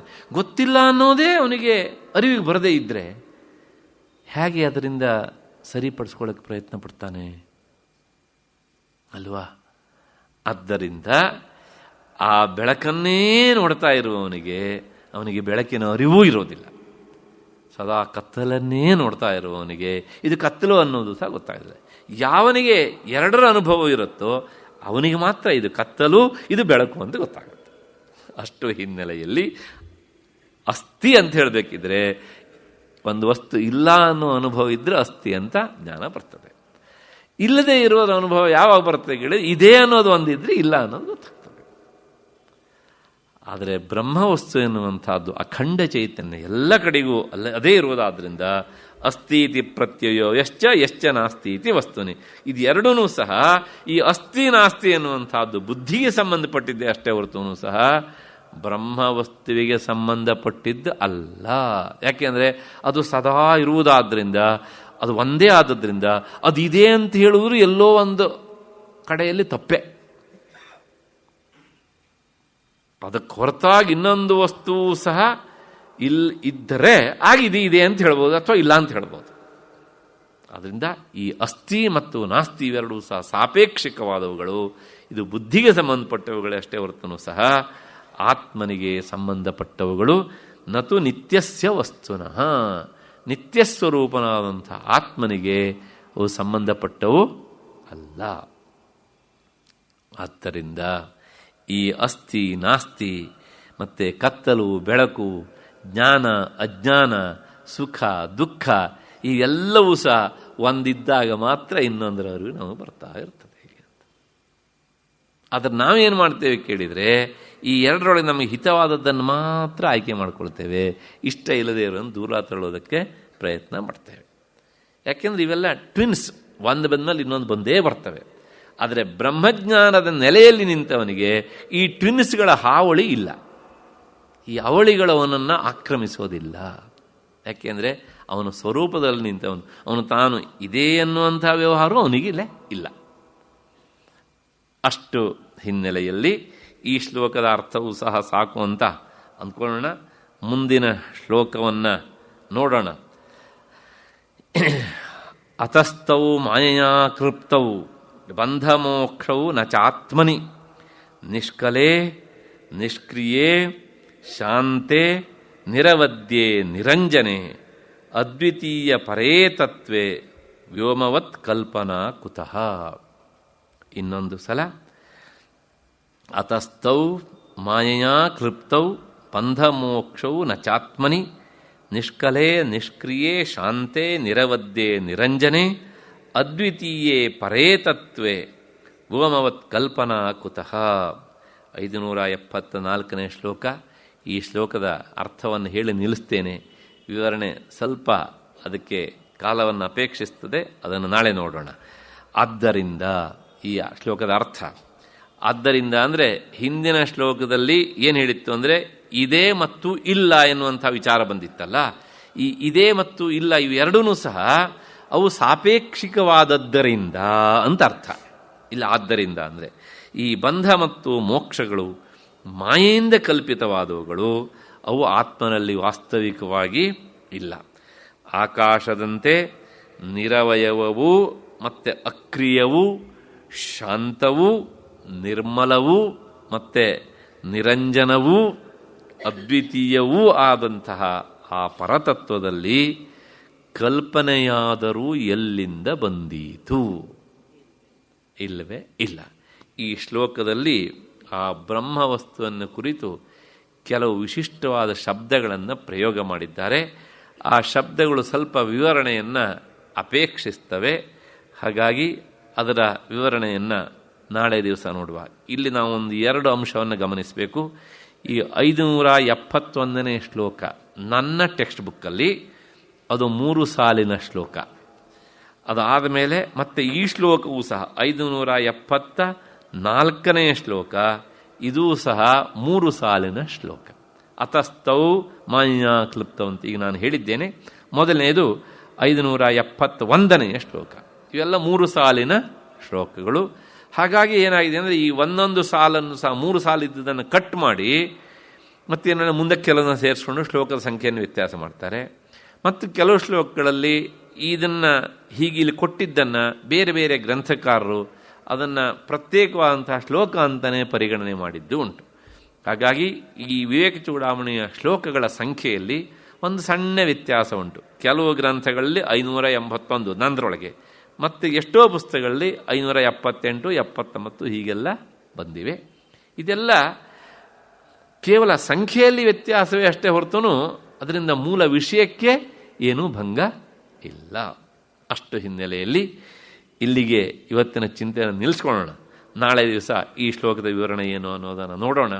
ಅಲ್ಲಿವರೆಗೆ ನಿಮಗೆಲ್ಲ ನಮಸ್ಕಾರ ಮತ್ತು ಕೃತಜ್ಞತೆಗಳು.